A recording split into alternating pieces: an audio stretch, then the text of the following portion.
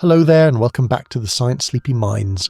Tonight we're slipping into something a little unstable. Literally. You're floating now in a cool, starlit void right at the edge of existence itself. Not metaphorically, the actual boundary between matter and its shimmering, misunderstood opposite, antimatter. You don't have a body here, not really. If you did, and it happened to brush up against the wrong kind of particle, you'd both blink out of existence in a clean, energy-packed poof. Lovely. Welcome to the universe's mirror. Beautiful, delicate, absurdly dangerous. This is antimatter, the cosmic twin of everything you are. Same mass, same shape, but with a reversed electric charge and a vibe so chaotic it's practically illegal. You probably won't survive this, but hey, let's at least understand why. So before you get comfortable, take a moment to like the video and subscribe, but only if you genuinely enjoy what I do here. Also, tell me in the comments where you're tuning in from, and what time your local antimatter annihilation is scheduled for. Now dim the lights, maybe turn on a fan for that soft background hum, and let's ease into tonight's journey together. You start by drifting backward, not in time, but in meaning. In everything you've ever known, you've assumed that matter is the default, the template, the stuff of the universe. But what if that's just cosmic bias? Maybe matter isn't special at all. Maybe it's just what's left over. Antimatter isn't science fiction. It isn't some rare unicorn particle lurking in the shadows. It's real. It's measurable. It's created in labs, born in radioactive decay, zipping through cosmic rays as we speak. Even bananas, innocent as they are, emit positrons, the antimatter twin of electrons, thanks to the small amounts of potassium-40 inside them. So yes, your smoothie has annihilation potential. Comforting. Now picture the early universe, a hot dense soup just moments after the Big Bang. Particles are forming like popcorn in a microwave, matter and antimatter popping into existence in perfect mirror image pairs. Every proton gets an antiproton, every electron a positron. You, if you existed then, would have had a very judgmental twin made entirely of reverse charges, floating nearby. But here's the part that scientists still argue about over cold coffee and super colliders. Almost all of it, matter and antimatter, annihilated in a grand, universe-wide meltdown. Yet somehow, a sliver of matter survived. Just a little extra. Enough to make you this podcast cats, Elon Musk, everything. Why? We don't know. There's something deeply broken or perfectly balanced in the laws of physics that let that happen. The mirror cracked, just slightly, and reality took sides. For decades, physicists assumed that matter and antimatter were produced in equal amounts. It made sense. Nature loves symmetry. But when we look out at the cosmos, there's nothing. No antimatter galaxies, no antimatter stars. If there were, we'd see constant dramatic gamma-ray bursts where they met regular matter. And trust me, that would be hard to miss. Still, some researchers suspect they might be out there, hiding behind magnetic fields or dark matter. One study in 2020 spotted an unusual gamma-ray signature from deep space. Maybe a hint of an anti-star. Maybe.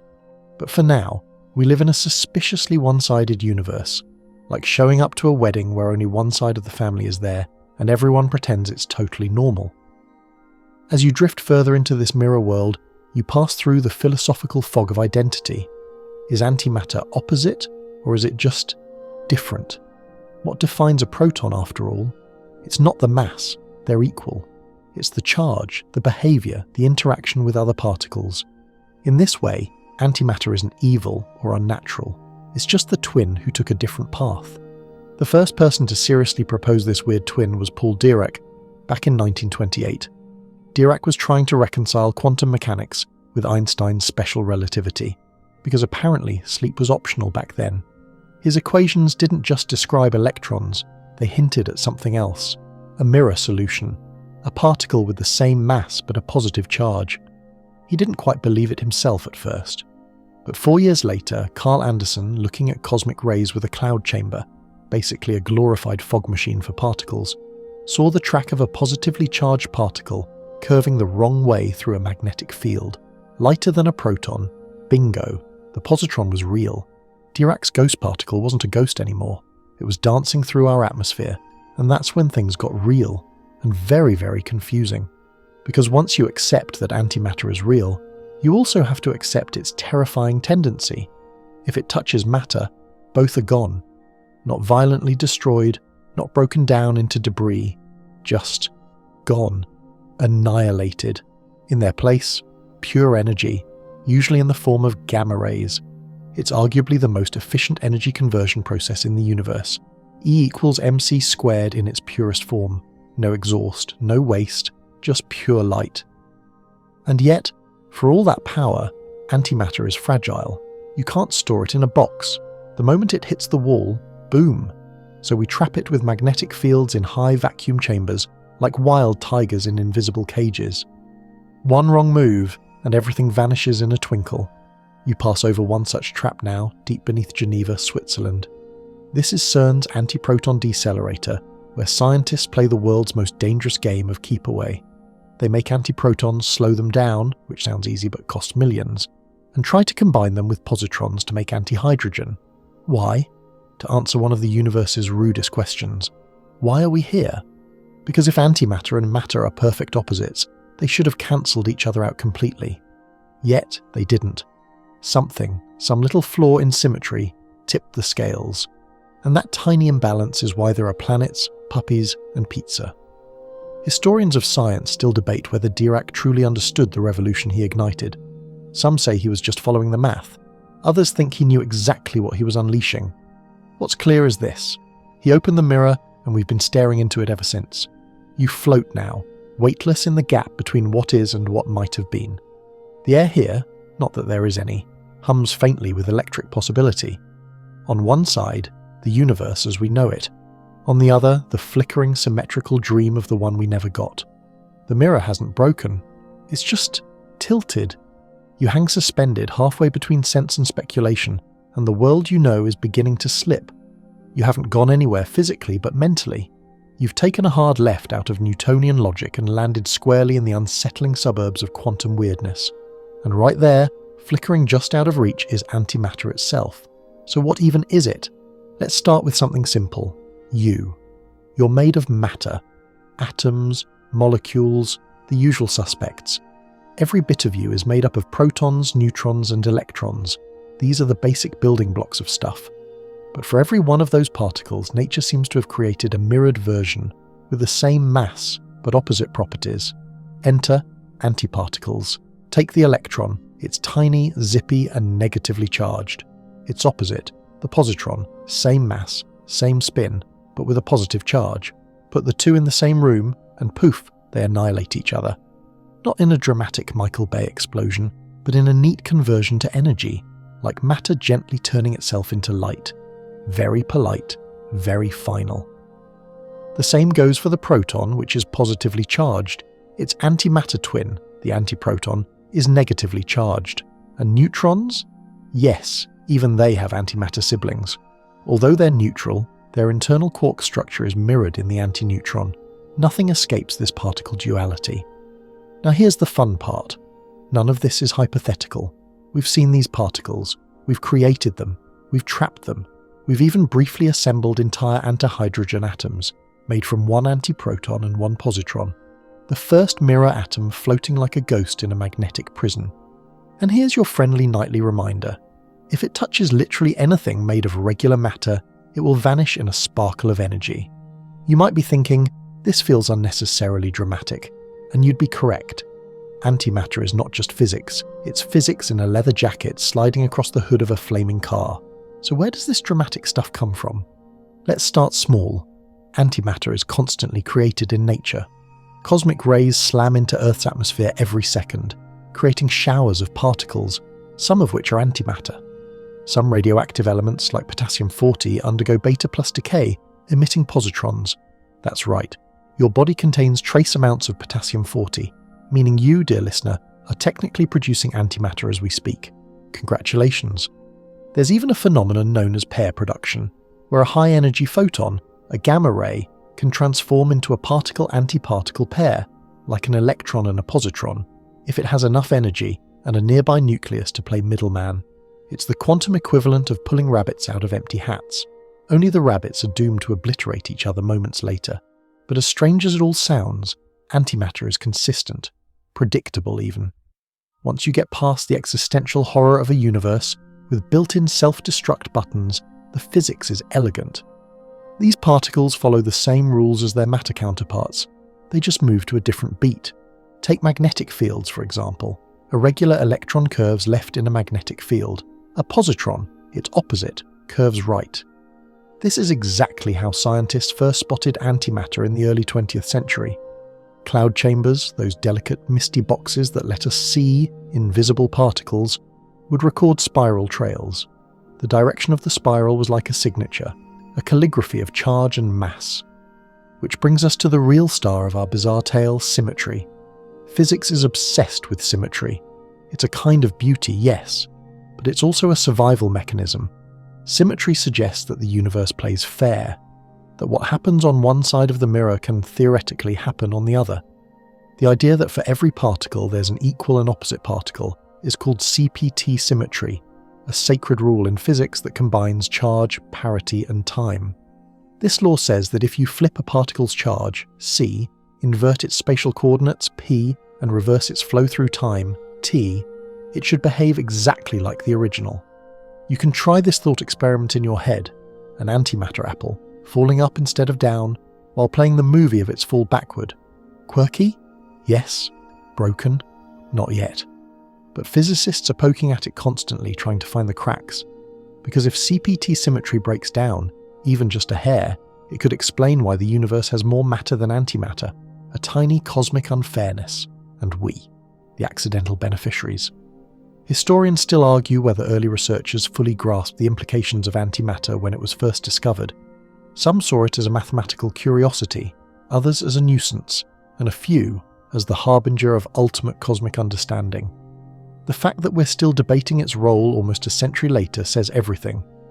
The fringe crowd, of course, has their own theories. There's the ever-delightful idea that antimatter doesn't just act like a mirror image, but is literally moving backward in time. That's not a joke. Some interpretations of quantum mechanics suggest that antimatter is what happens when particles travel in reverse through time. The idea is mostly symbolic, but it's not wrong in a math sense, just incredibly hard to test without, say, a time machine. For now, antimatter remains deeply strange but entirely real.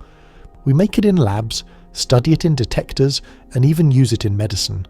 Every time you hear about a PET scan, positron emission tomography, that's antimatter helping find disease in your body. A bit of radioactive sugar is injected, it emits positrons, and when those positrons meet electrons in your tissue, they annihilate. The scanner picks up the resulting gamma rays and turns them into diagnostic images. It's like using controlled explosions to photograph your brain. Science is elegant like that. But don't worry, there's no risk of spontaneous combustion. The amounts involved are minuscule, and the body clears them quickly. You're still here, after all, back to you, adrift in the vacuum. You reach out, your fingers brushing an invisible thread of possibility. On one side, reality as we know it. On the other, its delicate echo. You begin to feel the shape of this unseen architecture. Particles dancing in perfect opposition, the universe humming with barely suppressed annihilation. And now that you know what antimatter is, a mirrored version of matter, ready to self-destruct the moment it's touched, you start to wonder, what else could be hiding on the other side of the mirror? Because antimatter isn't just a scientific curiosity, it's a puzzle piece, one that might explain why anything exists at all. And as we glide onward into the next fold of space-time, you might start to suspect that the mirror has teeth. You drift downward now, deeper into the quantum velvet of this mirrored universe, and just as your breath slows and your thoughts begin to stretch like taffy, a speck of light zips past your cheek. It spins, it hums, it smiles at you possibly. Meet the positron, the electron's feisty twin, and our first real encounter with antimatter in the wild. The positron is a delightfully confusing thing. It behaves just like an electron, same mass, same spin, same insatiable desire to party in atoms, but it carries a positive charge. That's its only visible difference, and that one change rewrites everything. It was the first antiparticle ever discovered, and it didn't show up in some deep lab experiment or during a carefully planned particle smash. Number. It was found by accident, in the sky. The year is 1932. You're now riding shotgun with Carl Anderson, a physicist poking around in cosmic rays with a cloud chamber, one of those magical boxes filled with supersaturated vapor, where charged particles leave behind vapor trails like contrails behind a jet. His detector is inside a magnetic field, which means positively charged particles will curve one way, and negatively charged ones the opposite. And there it was, a faint track curving the wrong way, but with the same curvature and mass you'd expect from an electron. At first, Anderson thought it might be a proton, but the track was too light. He double-checked, triple-checked. Eventually, he gave it a name, positron. That same year, he sketched it on a napkin. Maybe. That part's debated, but we can all agree he won the Nobel Prize a few years later, so it worked out. Now, imagine positrons raining down on you from above. Cosmic rays, high-energy particles from deep space, slam into the upper atmosphere and create showers of exotic particles. Among them, positrons. A few might even be passing through you right now. Don't panic, they don't last long. Here's a fun, slightly ridiculous fact. Bananas emit positrons. Seriously. Because of a small amount of radioactive potassium-40, bananas undergo natural beta plus decay. That means every once in a while, a potassium nucleus in a banana spits out a positron. The positron quickly finds an electron, usually within the banana itself, and, boom, annihilation. Just a tiny flicker of gamma radiation. Don't worry, you'd need to eat about 10 million bananas in one sitting to get a lethal dose, and at that point the potassium would be the least of your problems. So yes, your kitchen might technically be a particle physics laboratory. You're welcome. But back to the positron. Once it's released, it doesn't live long. It collides with an electron because in this matter-dominated world they're everywhere, and when that collision happens, they vanish in a flash of gamma rays. It's poetic in a way, two opposites meeting, embracing and disappearing into light. Like star-crossed lovers in a Shakespearean tragedy with a lot more physics. You hover now over a hospital, one of the few places positrons are deliberately summoned. PET scans, positron emission tomography, use short-lived radioactive isotopes that emit positrons as they decay. Doctors inject these isotopes into the bloodstream, where they travel to metabolically active tissues, often tumours. When the positrons annihilate with electrons, they emit gamma photons in opposite directions. The PET scanner detects these signals and triangulates where they came from.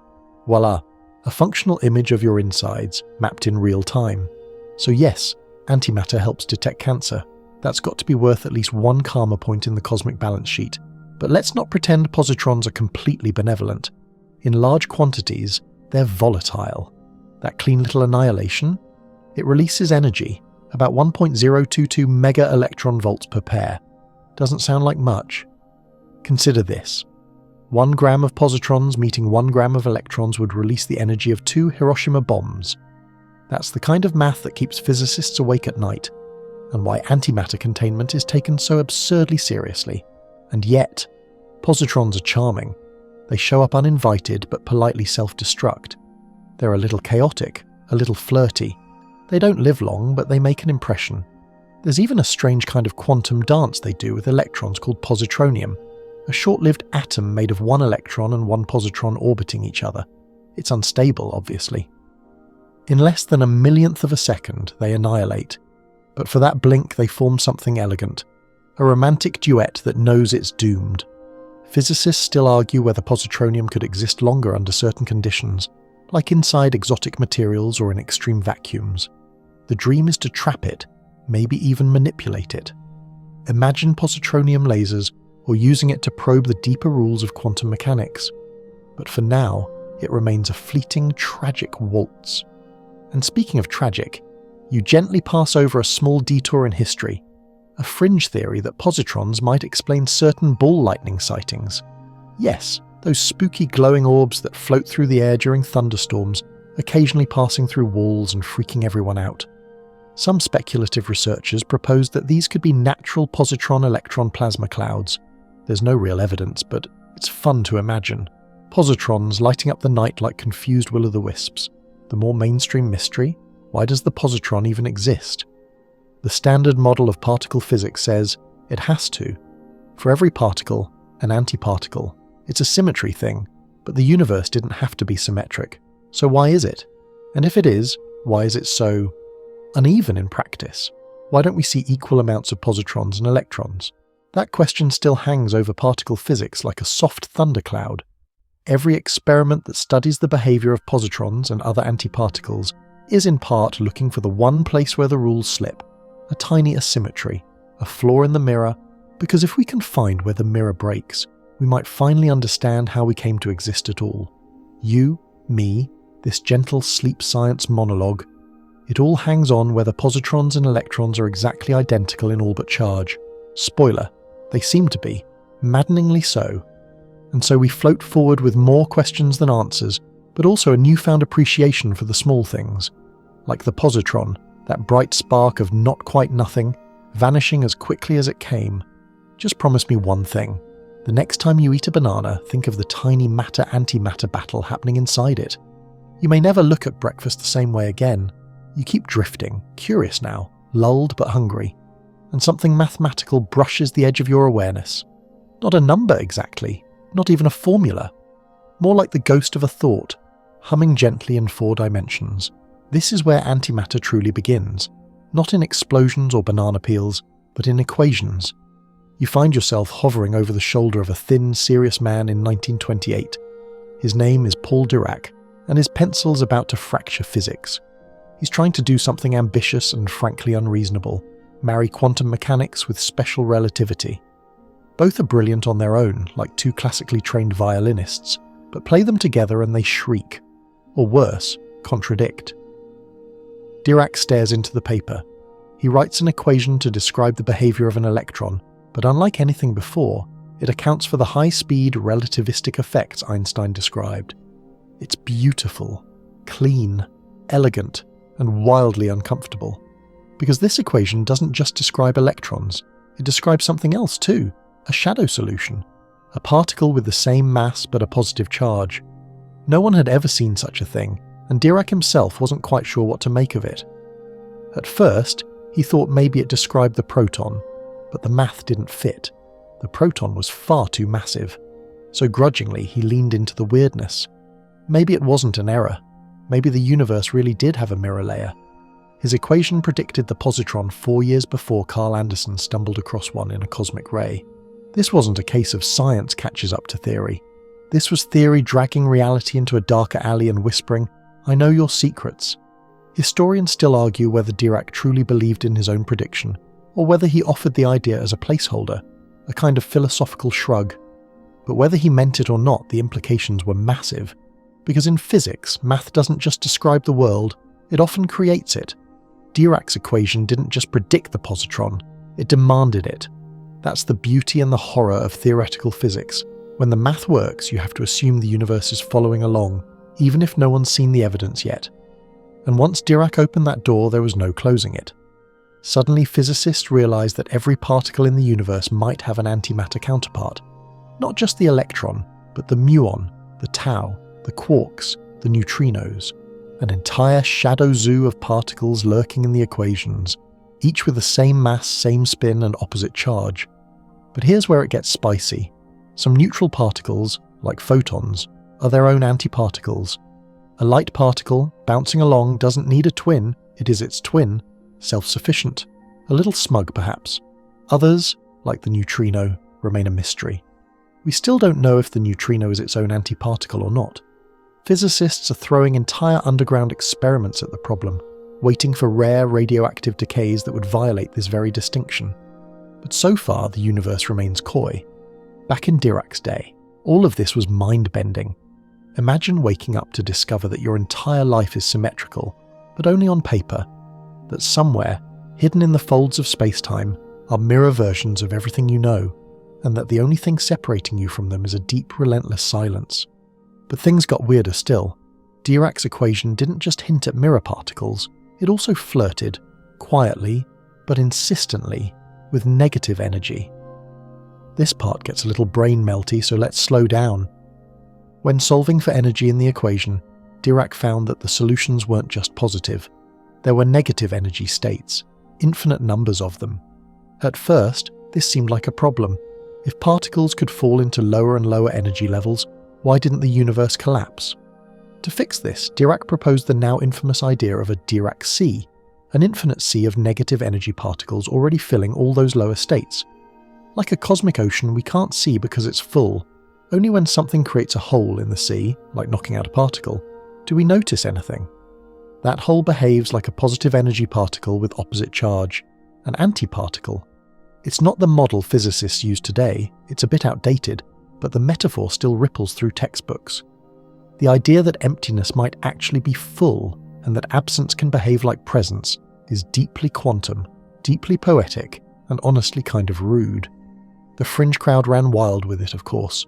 Some alternative theorists argue that we live inside a universe-sized Dirac sea, and that what we call vacuum is just the surface tension of untold infinities below. There's no evidence, but it's great material for philosophy majors and science fiction writers. You can still see Dirac's influence everywhere. The Dirac equation isn't just a historic relic. It's still used today in high-energy physics.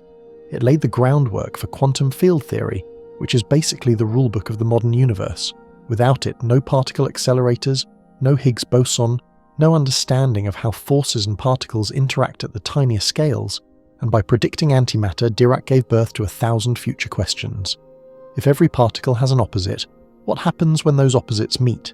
Can we use that annihilation for power, for propulsion, for terrifying weapons? Or, and this is where your mind begins to slow again, for something more delicate, like balancing the cosmic books. You float above Dirac now. He's grown old, beard snowy, eyes distant. He was never a warm man. He didn't explain jokes. He spoke in terse equations. But he gave us something strange and beautiful. A crack in reality that let light and mirror light spill through. And as you leave him behind, the math still echoing like a faint tuning fork in your skull, you begin to understand. Antimatter wasn't invented. It was revealed. Hidden in the math, waiting to be discovered. Not just a theory, but a requirement. The universe, it seems, insists on duality. For every up, a down. For every left, a right. And for every you, a silent, waiting opposite. Sleep tight. You drift now through the early universe, the air, or what passes for air here, still crackling with the aftershocks of birth. Everything is hot, blinding, thick with energy. You're floating in a baby cosmos barely seconds old, and every inch of it is erupting in creation and destruction so fast you can barely keep up. Particles burst into existence. Their antimatter twins arrive alongside them, like synchronized swimmers tumbling into a pool. They swirl, collide, and disappear again in flashes of pure light. Matter and antimatter, dancing in perfect balance, for now. This, right here, is the moment physics calls baryogenesis, and it's the ultimate cosmic grudge match. Matter versus antimatter. The universe hosts the fight, the laws of physics keep score, and the stakes are, well, existence. You've probably heard the cliché. For every action, there's an equal and opposite reaction. That's Newton, nice guy. Bit too tidy for the early universe. Because here, everything is supposed to come in equal and opposite pairs. A proton forms, so does an antiproton. An electron pops up. Say hello to a positron. Balance is the rule. But look around you now. Fast forward to the modern universe and that balance is gone. Everything you see is made of matter. No roaming herds of antiparticles. No antimatter galaxies gleaming in the deep sky. Just us. Alone. Suspiciously surviving. So what happened? We call it the matter-antimatter asymmetry, and it's one of the biggest unsolved mysteries in physics. The universe started with a perfect mirror, and then, at some point, it smashed it. Just a little. Enough to leave behind a tiny sliver of excess matter for every billion pairs that annihilated. That's all it took. For every billion matter-antimatter pairs, just one extra matter particle survived. That's you, me, this pillow of a podcast, all born from that leftover 1 in a billion imbalance. The big question, of course, is why. We don't know. Physicists still argue whether this was a natural outcome of the laws of physics or some weird cosmic accident. There are plenty of candidates to explain it, and we'll meet them later. But for now, let's sit in this moment. The universe still glowing from the Big Bang, still trying to decide what kind of place it's going to be. It could have gone the other way. If the imbalance had favoured antimatter, then the entire cosmos would look the same. But you'd be made of antiparticles. You wouldn't feel any different. Chemistry would still work. Stars would still burn. But if a stray proton ever touched your face, you'd explode. Cozy. This isn't just a hypothetical. In the late 20th century, Soviet physicist Andrei Sakharov laid out 3 essential conditions that must be met to explain how this imbalance could have happened. We call them the Sakharov conditions, and you can think of them as the rules for rigging the cosmic coin toss. First, barrier number violation. That means some processes must allow the total number of particles, like protons and neutrons, to change. The universe must allow cheating, basically. Second, C and CP violation. That's charge parity symmetry. Fancy physics for, if you flip the charges in the mirror image, everything should still work. But in reality, we've seen certain particles violate this rule, just a tiny bit. A twitch in the mirror, not enough to explain everything, but enough to whisper something's not quite right.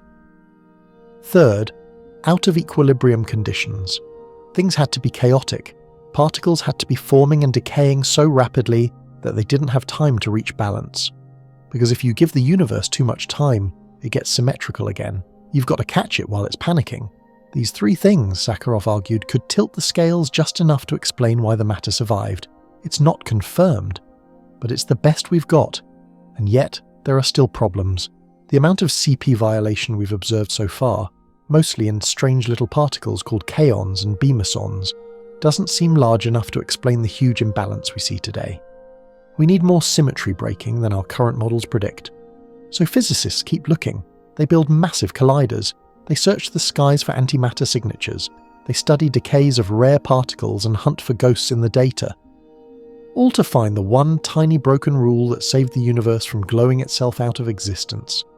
Meanwhile, the fringe crowd, bless them, continues to stir the pot.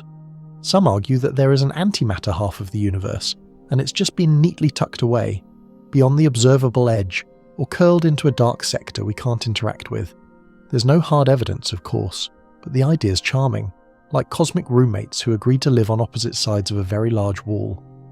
And speaking of walls, imagine if a chunk of antimatter somehow wandered into our part of the universe, a rogue anti-planet, or worse, an anti-star drifting silently through space.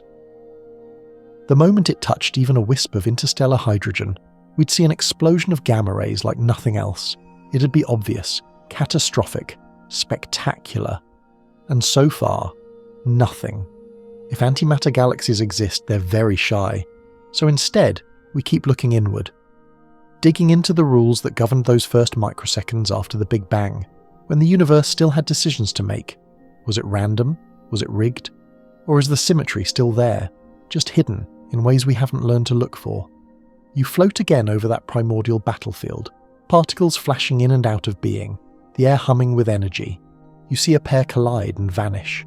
Another pair forms, but then, just once, you see something strange. A slight lag. One particle hesitates, survives. That's the sliver. That's what became everything. And you, cradled now in the glow of that ancient physics, realize just how close we came to being. Nothing. Light and echo. No planets. No jokes. No dogs. Just an infinite wash of photons and no one left to notice them. So tonight, as you drift closer to the strange heart of antimatter, take a moment to thank the asymmetry. That tiny cosmic cheat. The billionth chance anomaly that let matter win. Not by much, but enough. You shouldn't be here, but you are. And that's worth marveling at. You're still drifting, somewhere between a whisper and a wonder, and the stars blur like candlelight through tears. You've passed through the Big Bang, brushed up against annihilation, and now you find yourself in an impossible question. Why isn't the universe just light? Let that sink in for a moment. If matter and antimatter were created in equal amounts, and they annihilated each other perfectly, the result would be a universe filled with nothing but radiation. No planets, no atoms, no quiet, sleepy science podcasts in the dark. Just light, smooth, brilliant, and totally achingly empty. Instead, you're here, sitting on a planet made of leftover stuff, the rare bits that didn't get the memo and didn't cancel out. It's as if a cosmic accounting error left a tiny surplus in the ledger, and that surplus became everything. So, what spared us? One theory is that the early universe had a bias, a subtle tilt in the laws of physics that favoured matter ever so slightly. But as we've explored, that bias is still unconfirmed. We see hints, little violations of symmetry in particle decays, but they're nowhere near big enough to explain how much matter survived. So maybe we're missing something fundamental. Here's a lesser-known, oddly poetic idea. Annihilation wasn't perfect. Not every particle found its twin. In the chaotic froth of the early universe, with particles zipping around faster than reason, maybe some matter simply got lucky, slipped through, survived the gauntlet. Or maybe, and this one's weird, antimatter and matter were separated early on like oil and water. Some scientists have proposed that after inflation, the mind-bendingly fast expansion of the universe after the Big Bang, matter and antimatter got tucked into different regions. No contact, no annihilation, which means the antimatter might still be out there, floating in its own quiet corners of the cosmos, building stars, planets, maybe people, anti-people. Hello, but if that's true, we should be seeing something. Gamma rays where matter and antimatter brush against each other, and we don't, at least not in the amounts we'd expect. It's as if, once again, the mirror is perfectly hidden behind the frame. So maybe it's not about separation, maybe it's about timing.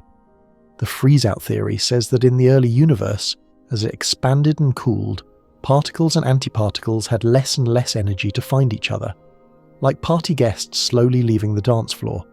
Eventually, the surviving matter was too spread out for annihilation to keep going. The lights went down, and the survivors became the seeds of galaxies. In that view, the universe didn't choose matter, it just ran out of time to annihilate it all. You hover now over a massive computer simulation, one of those eerie digital playgrounds where scientists model what the early universe might have looked like. Particles pop in and out of being, flash, disappear. It's beautiful, chaotic. In the models where matter and antimatter are perfectly balanced, the whole thing collapses into light, gone in seconds, no stars, no structure. But in models where the balance is off, just a hair, the universe survives. Galaxies form. Black holes spin. You eventually exist. It's like reality itself was waiting for one misstep. Some physicists refer to this as the fine-tuning problem. The idea that the conditions needed to create a universe like ours are so precise, so incredibly unlikely, that it seems almost intentional. Not designed necessarily, but precarious. A tightrope over an abyss of nothingness, and antimatter is one of the thinnest threads in that tightrope. You may be wondering, could the universe have turned out the other way? All antimatter, no matter? The answer is yes, and it would look almost exactly the same. Antimatter forms atoms, it builds chemistry, it makes stars, the physics holds. If things had tipped the other way, we'd still be here, built from antiprotons and positrons, completely unaware that we weren't the real ones. That's the spookiest part of all. The universe doesn't care what it builds from. Matter and antimatter are interchangeable, as long as they stay away from each other. There's no moral victory here, no heroic particle standing tall, just chance. Or maybe, hidden rules we haven't found yet. Now let's toss in one more wrinkle. Ready? The cosmic microwave background, that faint afterglow of the Big Bang, tells us that the early universe was almost perfectly smooth. But not quite. There were tiny fluctuations, little pockets of slightly higher density. And it's those fluctuations that grew into galaxies, stars, and the complex chaos we see today. But if matter and antimatter had been too evenly mixed, those fluctuations would have led to annihilation hotspots. We'd see the scars in the microwave background, bursts of radiation, random holes of energy. We don't. It's weirdly clean. Which leads to one unnerving conclusion. The annihilation must have been nearly total. Not a slow, lazy fade, but a massive, brutal event. Matter and antimatter waged war, and matter barely crawled out of the crater. So yes, technically speaking, we live in the aftermath of a universal mass extinction, a genocide of particles, billions destroyed for every survivor, and that survivor turned into you. You float now in quiet reflection. The stars are quieter here. Your breathing has slowed, and somewhere, faintly, the light of that ancient annihilation still echoes. It's part of the cosmic background radiation. You can't hear it, but it's everywhere, this faint hiss of a war long over. There's beauty in that, a kind of peace in knowing that the universe didn't choose light. It chose structure. It chose things that could stick around, particles that could bond, atoms that could form clouds, clouds that could birth stars, and stars that could eventually lead to someone like you, lying back, listening to all this with one eye closed and the blanket tucked just right. The universe could have been just light, but it made a different choice. Or maybe it made every choice, and only this one stuck. You hover now over a darker world, not one of stars or gentle clouds of hydrogen, but bunkers, blueprints, and black-budget daydreams. Concrete, cold corridors, men in short-sleeved shirts and long ties talking urgently about theoretical physics and total annihilation. Welcome to the secretive chapter of Antimatter's story, the bomb that never was. Because as soon as scientists realized that antimatter converts all of its mass into energy, no half measures, no radiation leaks, just 100% conversion, they had the same thought the military always seems to have when something new appears. Can we weaponize this? Spoiler, they tried, kind of, and then quietly walked away. Let's go back to the 1940s. Nuclear weapons are fresh, terrifying, and very, very real. The Manhattan Project has proven that mass energy conversion isn't just theory, it's now geopolitics. Einstein's equation, E equals mc squared, has been transformed from whiteboard doodle to mushroom cloud. And what does antimatter promise? A weapon far more efficient. When a gram of matter meets a gram of antimatter, the energy released is around 90 trillion joules. That's roughly 42 kilotons of TNT. To put that in perspective, the atomic bomb dropped on Nagasaki was about 21 kilotons. So a sugar cube-sized pellet of antimatter could, in theory, destroy a city. Cleanly, no fallout, no lingering radiation, just light, heat, and obliteration. Terrifying, and oddly tempting. So yes, the US military became interested. During the Cold War, particularly in the 1980s, there were quiet research initiatives, mostly under the umbrella of advanced weapons programs, to explore whether antimatter-triggered fusion could be a thing. You see, traditional hydrogen bombs, thermonuclear weapons, require a fission bomb to ignite them. That's messy, radioactive, expensive. But antimatter? If you could use just a few micrograms of positrons or antiprotons to kickstart the fusion reaction, you could, in theory, build a pure fusion bomb. No radioactive core, just annihilation ignition, a sort of sci-fi Zippo lighter for your apocalyptic needs. But here's the problem. Making antimatter is ridiculously hard, and storing it, even worse. Imagine trying to hold a soap bubble made of fire in a cage built of magnets, in a vacuum surrounded by nothing, because any contact with regular matter, even air molecules, and your payload goes poof. The cost. Even today, CERN can produce just a handful of antiprotons per hour, and the total mass produced in all of human history adds up to less than a grain of sand. A very tiny grain. At current production rates, creating even 1 microgram would take millions of years and cost hundreds of trillions of dollars. Historians still argue whether these military antimatter studies were serious or just speculative fluff designed to justify more funding. Some declassified documents from the 1980s suggest DARPA and other agencies were genuinely curious. Others say it was all talk, an intellectual exercise in futility. Fringe theorists had a field day, of course.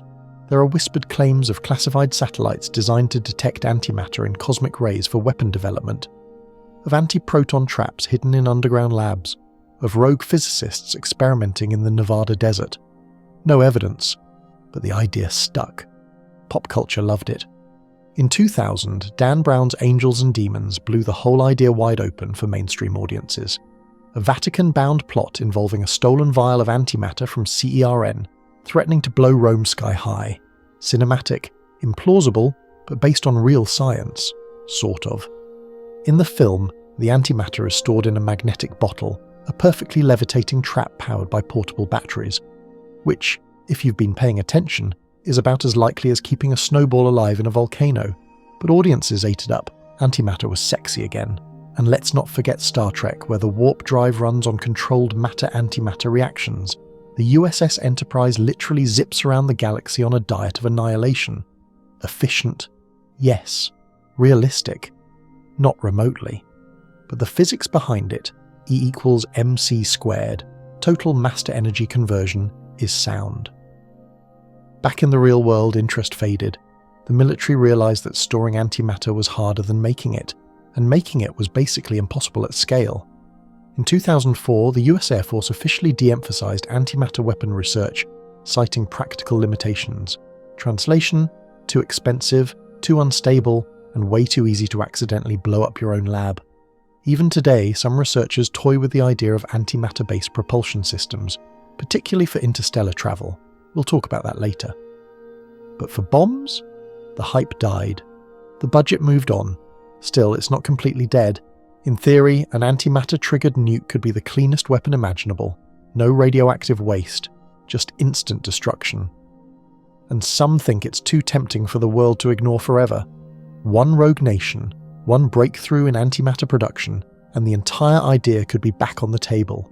That's why antimatter research, though peaceful in theory, is always closely watched. So as you float gently now through this darker corner of science history, try to hold two truths in your head. 1. Antimatter is the most energy-dense substance imaginable. 2. It is for now the least practical weapon ever conceived. It exists, it works, but it will likely never be used for war, not because we're too moral, but because physics won't let us. You drift now away from the concrete bunkers, away from the chalkboards scrawled with weapon schematics, away from the dreams of generals trying to bottle annihilation. The mirror closes, the shadows fade, and you're left once more with the softer truth. Antimatter is real, powerful, and just out of reach, which is probably for the best. Because some mirrors aren't meant to be shattered. You rise now into softer air, cooler, less volatile, less laced with military tension, and find yourself in a different kind of mirror. Not the scientific one, but the imaginative one. A dream, really. One projected onto big screens, book pages, and the collective nervous system of every sci-fi nerd who ever wondered, what if we used this stuff to do literally anything? Yes, it's time to talk about antimatter in pop culture. The good, the bad, and the gloriously unhinged. You've probably seen it. A glowing vial pulsing with blue or red light. Someone in a lab coat shouts, "If the containment field fails, we'll all be vaporized." The camera zooms in dramatically, and somewhere in the background, a physicist silently weeps. Let's start with the most iconic antimatter power source in pop culture, the warp core of the USS Enterprise. In the Star Trek universe, matter and antimatter are stored in separate tanks and funneled through something called a dilithium crystal, which, let's be honest, is mostly a plot rock. The matter and antimatter collide in a controlled reaction, releasing enormous energy that propels the ship faster than light. Is it scientifically plausible? Well, sort of.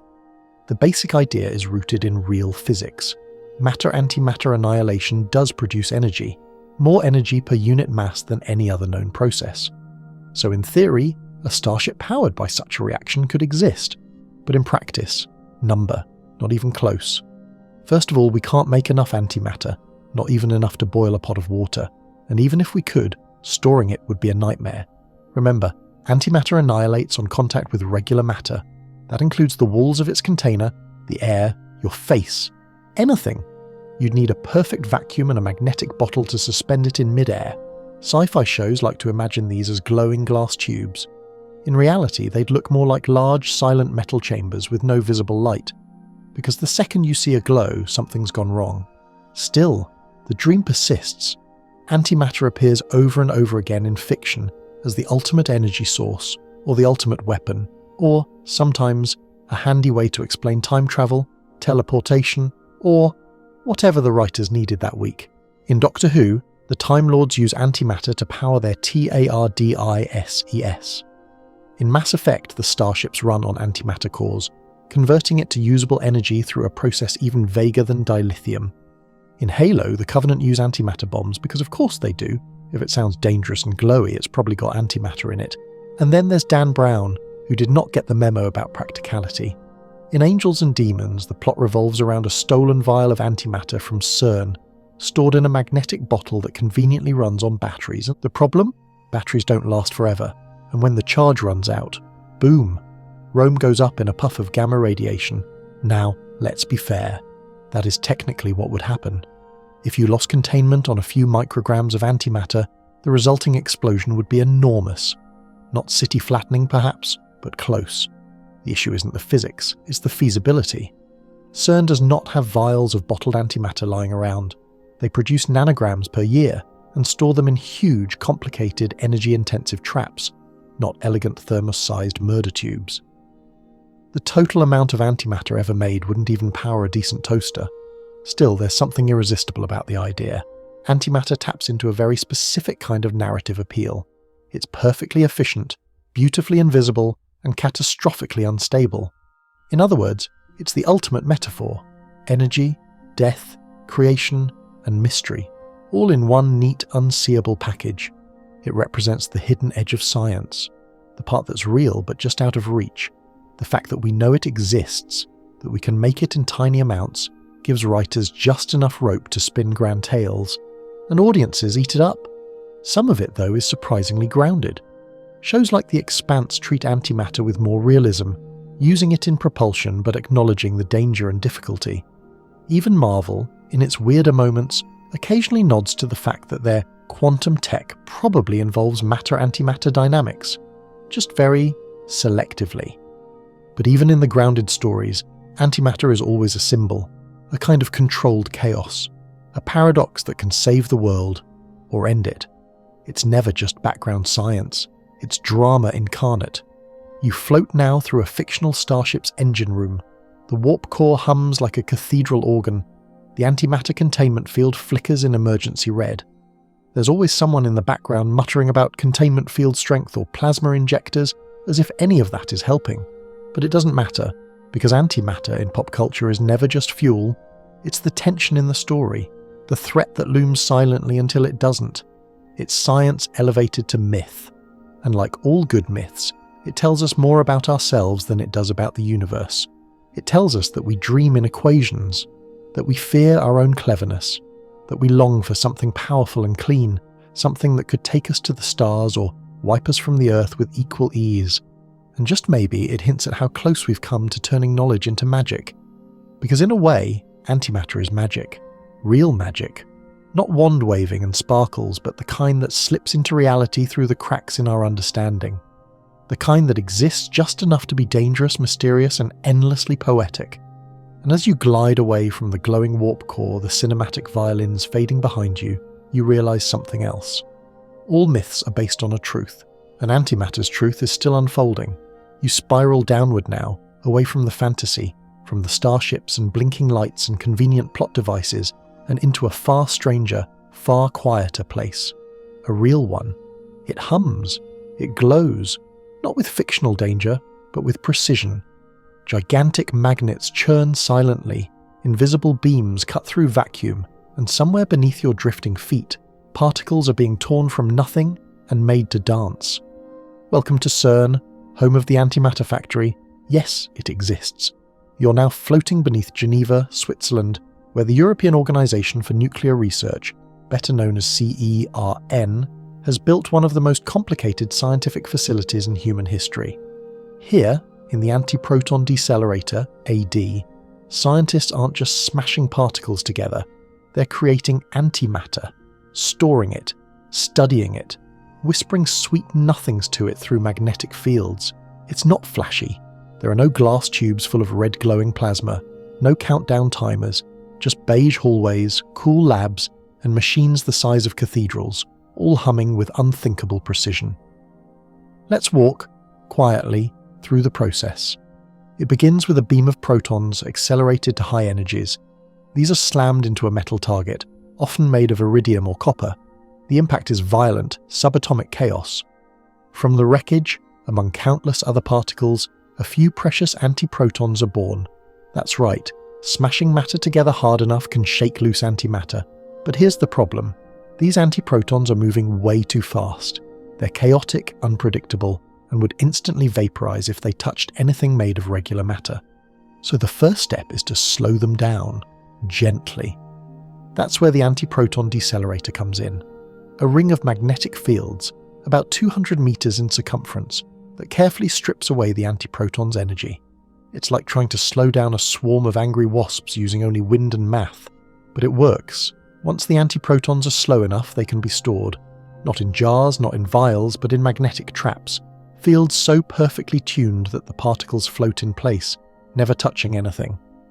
They call these penning traps, and they're a miracle of engineering. Imagine suspending a single grain of antimatter in a vacuum, held motionless by invisible forces, for hours or even days. It's like balancing a marble on a trampoline during an earthquake, and somehow they do it. In 2010, the Alpha experiment, one of several at CERN, achieved something breathtaking. They successfully created and trapped an atom of antihydrogen. That's one antiproton orbited by a positron, an atom made entirely of antimatter. They held it for 172 milliseconds. Doesn't sound like much. In particle physics, that's a lifetime. Since then, they've improved the traps, the cooling, the magnetic precision. They've now trapped antihydrogen atoms for over 16 minutes, which leads us to an obvious but uncomfortable question. Why? Why go through all this trouble to create and study antimatter that costs billions of dollars, lasts minutes, and annihilates itself if you sneeze near it? Because antimatter holds answers, big ones. For instance, how does gravity affect antimatter? It seems like a simple question, but we don't actually know. Does antimatter fall the same way as matter? Theoretically, yes, but no one had tested it, until CERN's Alpha, G, and G-bar experiments started doing just that. And just recently, hold your breath, the results are in, antimatter falls down. That might sound like a letdown, but it's huge. It confirms that gravity doesn't secretly discriminate between matter and antimatter. Another box ticked. Another law of physics affirmed, or at least not broken yet. Other questions remain. Is antihydrogen spectrally identical to hydrogen? Do they emit and absorb light the same way? If not, that could hint at some deeper asymmetry. Maybe even point toward why the universe chose matter over antimatter. CERN is where these questions are asked, and sometimes tentatively answered.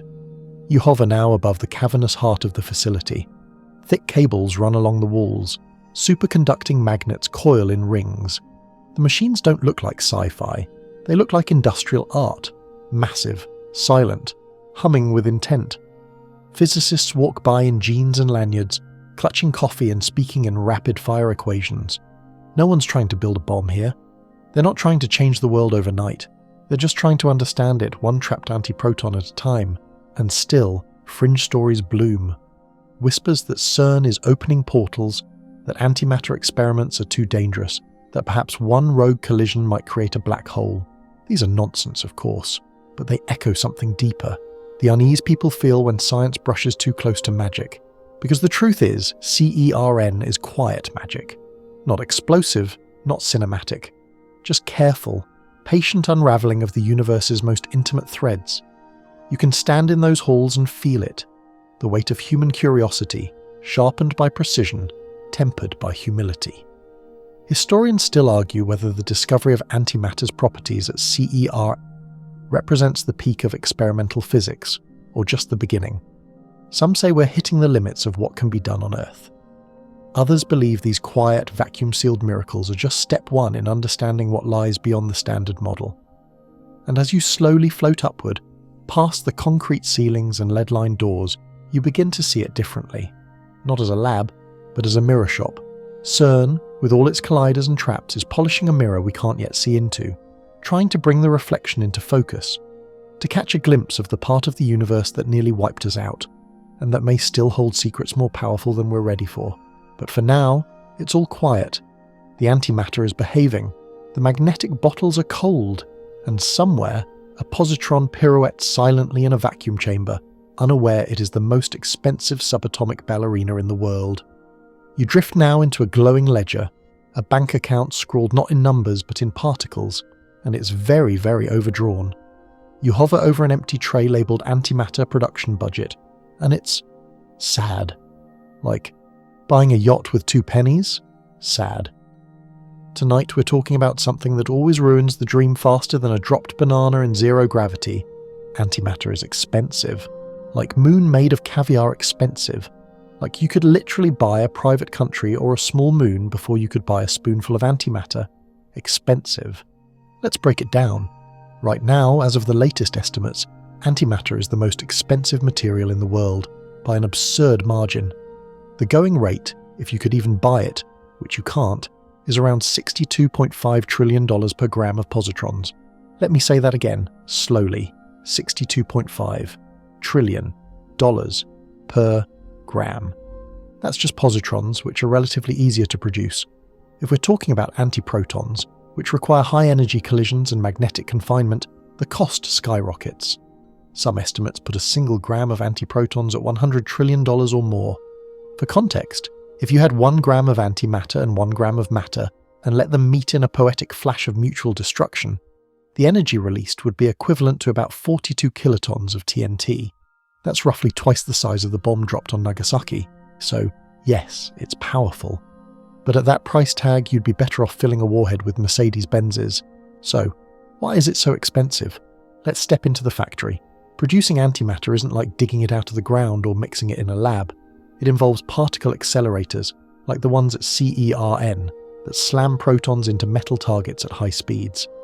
In the aftermath of these violent impacts, a few rare antiparticles are created. But even under ideal conditions, you only get about 1 antiproton for every million collisions. It's like trying to make a souffle by throwing eggs at a brick wall, and collecting only the ones that bounce back whole. Even worse, most of the energy you put into the process is wasted. Particle accelerators are energy hogs, requiring megawatts just to operate. Then there's the matter of capturing, cooling, and storing the antiparticles. That means ultra-high vacuums, superconducting magnets, and cooling systems that push the edge of engineering. Each step is like herding cats, only the cats are invisible, deadly, and allergic to literally everything. And the storage problem? Still not solved. You can't just toss antimatter in a jar and pop it in the fridge. The moment it touches anything, air, glass, your hopes and dreams, it annihilates. So you have to levitate it with magnets in a vacuum. Even tiny imperfections in the containment field can result in catastrophic failure. CERN has managed to trap antihydrogen atoms for several minutes at a time, but we're talking about dozens of atoms, not milligrams, not grams, not even enough to power a calculator, just enough to say, look, we did it. And to be fair, that is impressive, but don't expect antimatter batteries anytime soon. Now you might be wondering, what if we just found antimatter somewhere else? Maybe in space. Wouldn't that be cheaper? Yes, and people are looking. Some cosmic rays include positrons and antiprotons. Space agencies have launched detectors like the Alpha Magnetic Spectrometer aboard the ISS to search for natural sources of antimatter in space. The idea? Maybe we could harvest it directly from the cosmos, but even the highest energy cosmic events produce vanishingly small amounts. Think, individual particles per cubic kilometre. That's like trying to fill a swimming pool with fog. So unless we discover some magical antimatter meteorite, which, by the way, would vaporise the atmosphere on entry, we're stuck with making it ourselves. Historians still argue whether the first people to dream of antimatter propulsion, like science fiction legend Robert Forward, fully appreciated just how impractical the economics were. He proposed incredible designs in the 1980s, interstellar ships powered by matter-antimatter annihilation, travelling at a significant fraction of the speed of light. But even then, he admitted the price tag was steep, like multiple planetary civilizations working together steep. Still, the dream persists. Some scientists hold out hope that future innovations like laser plasma accelerators, better magnetic confinement, or novel production methods could bring the cost down. And maybe one day, antimatter will be produced with the same ease we once hoped for with nuclear fusion.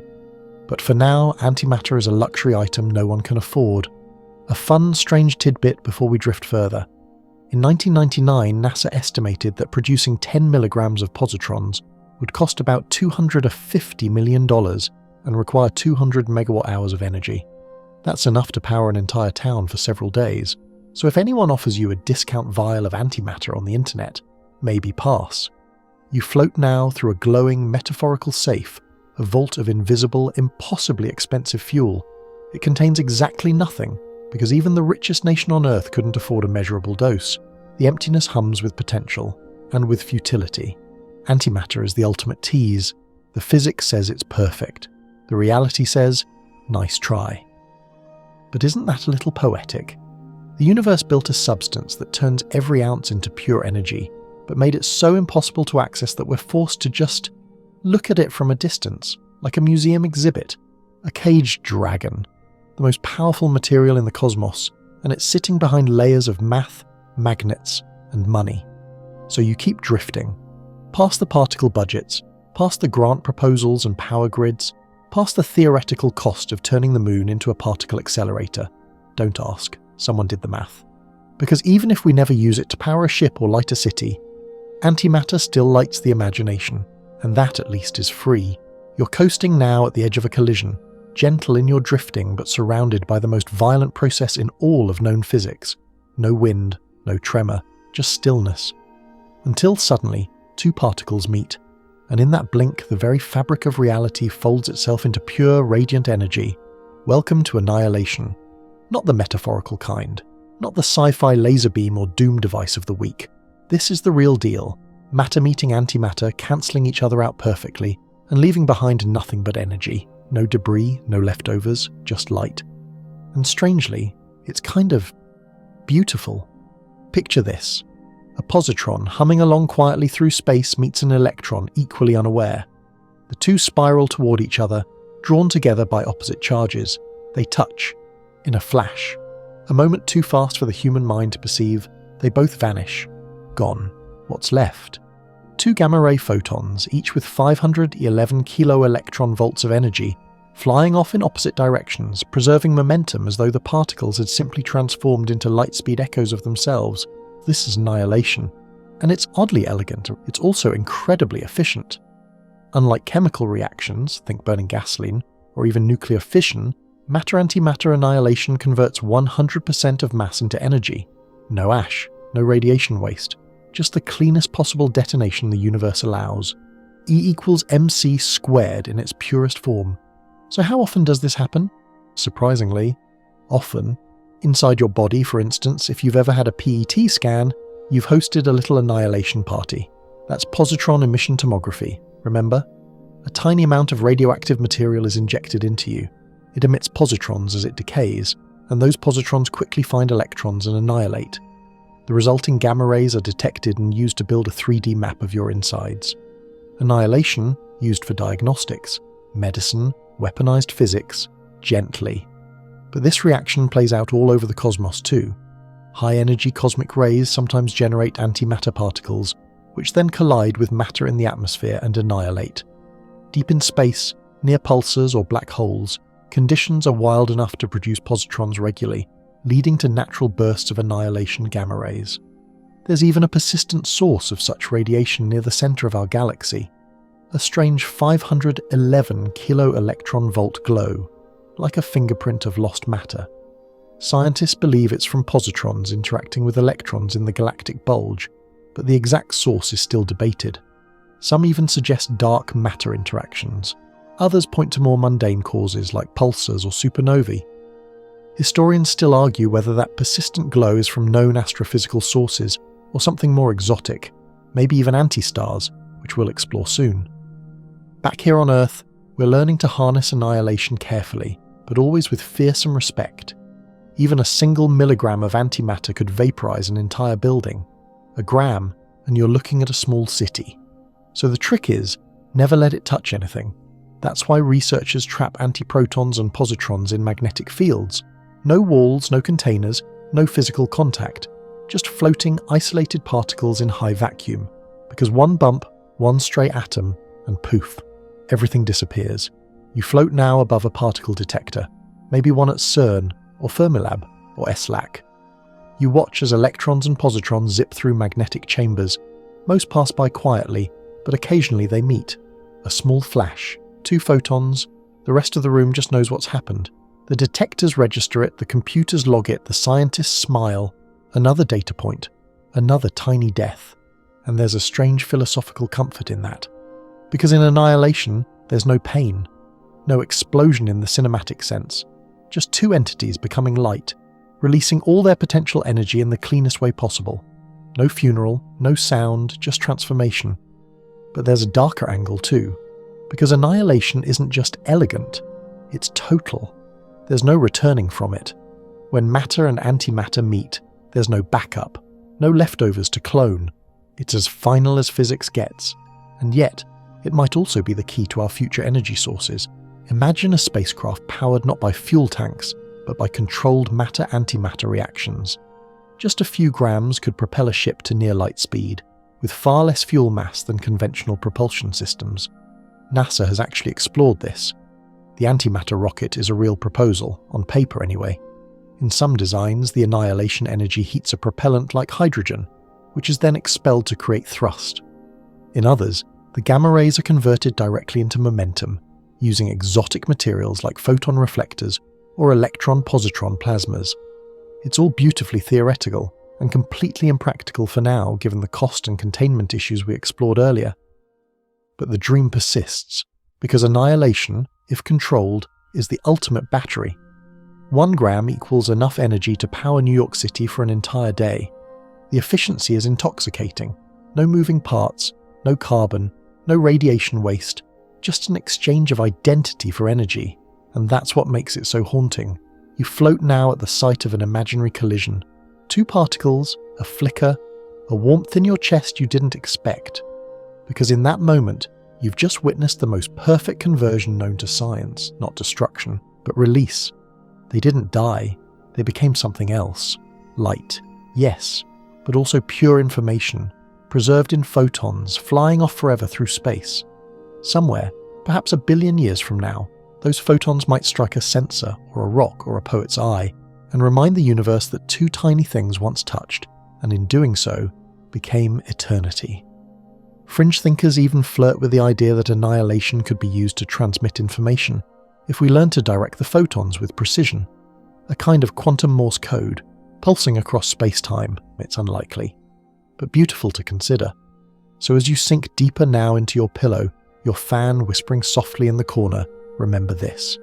Even the universe's most violent reaction is, at its core, a transformation, an embrace, a letting go, and maybe, just maybe, that's what makes annihilation less frightening and more divine. You drift onward now through a darker corridor of thought, not grim, just full of wonder with a dash of danger. It smells like metal and vacuum and very expensive failure. And right at the end of that corridor, someone whispers a question that sounds more like a dare. Could antimatter power the future? You hover beside it, that dream. It's shiny, polished by decades of speculation, held aloft by engineering diagrams and impossible budgets. If antimatter is the most energy-rich substance in the universe, then why aren't we using it? The short answer? We can't. Not yet. Not even close. But the long answer? Oh, it's juicy. Let's unwrap it slowly. Let's start with the physics. We've said it before, but it's worth whispering again. When matter and antimatter collide, all of their mass converts to energy. No leftovers, just clean, efficient release. A single gram of mixed matter-antimatter annihilation could produce about 90 terajoules of energy. That's enough to launch a spaceship, or flatten a city, or power a nation for a blink. So naturally people dream of antimatter reactors, annihilation engines, and sleek spacecraft fueled by a few glittering micrograms of bottled lightning.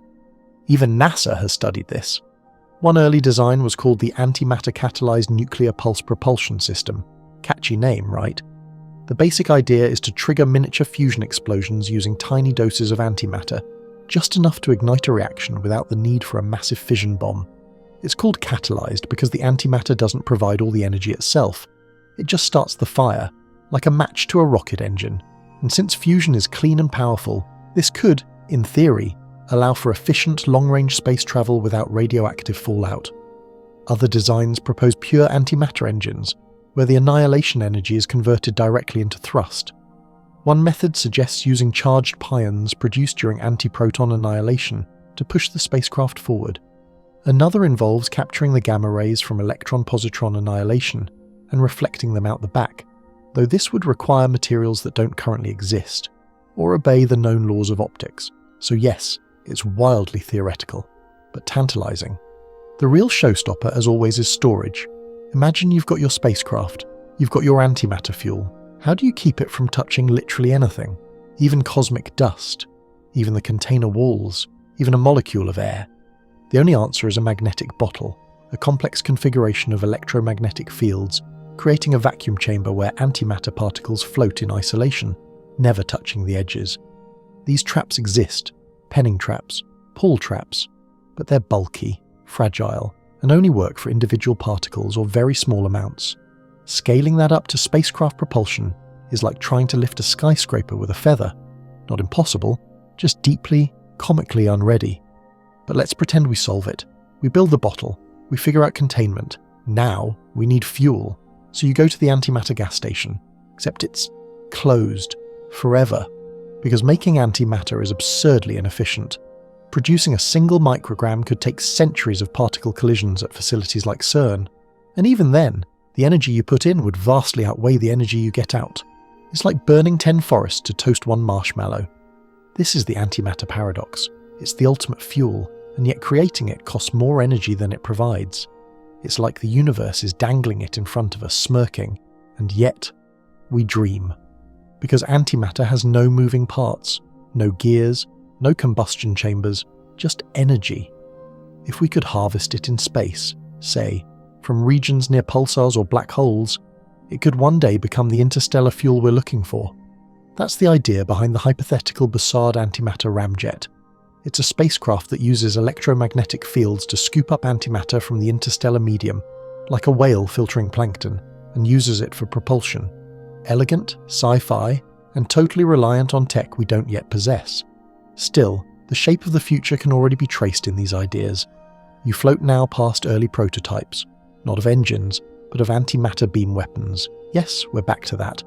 Originally studied by the US military. Instead of building bombs, they looked at the idea of antimatter-induced fission, using tiny doses of antimatter to trigger a reaction in conventional nuclear material.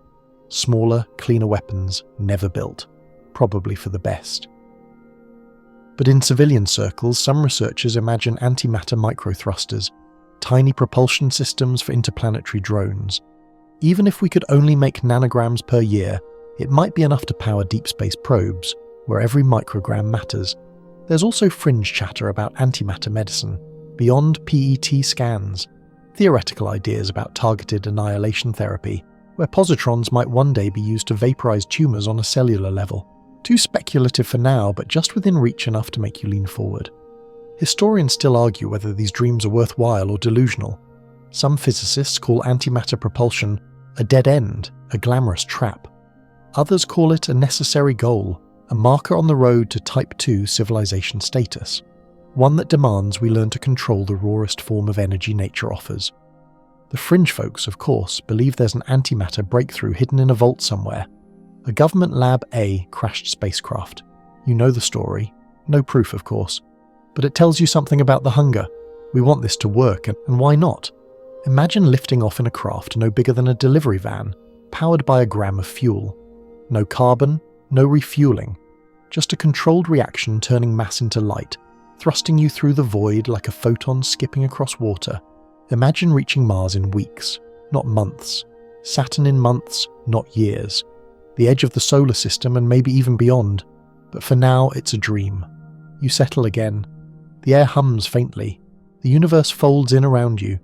You understand now that antimatter isn't just a power source. It's a question.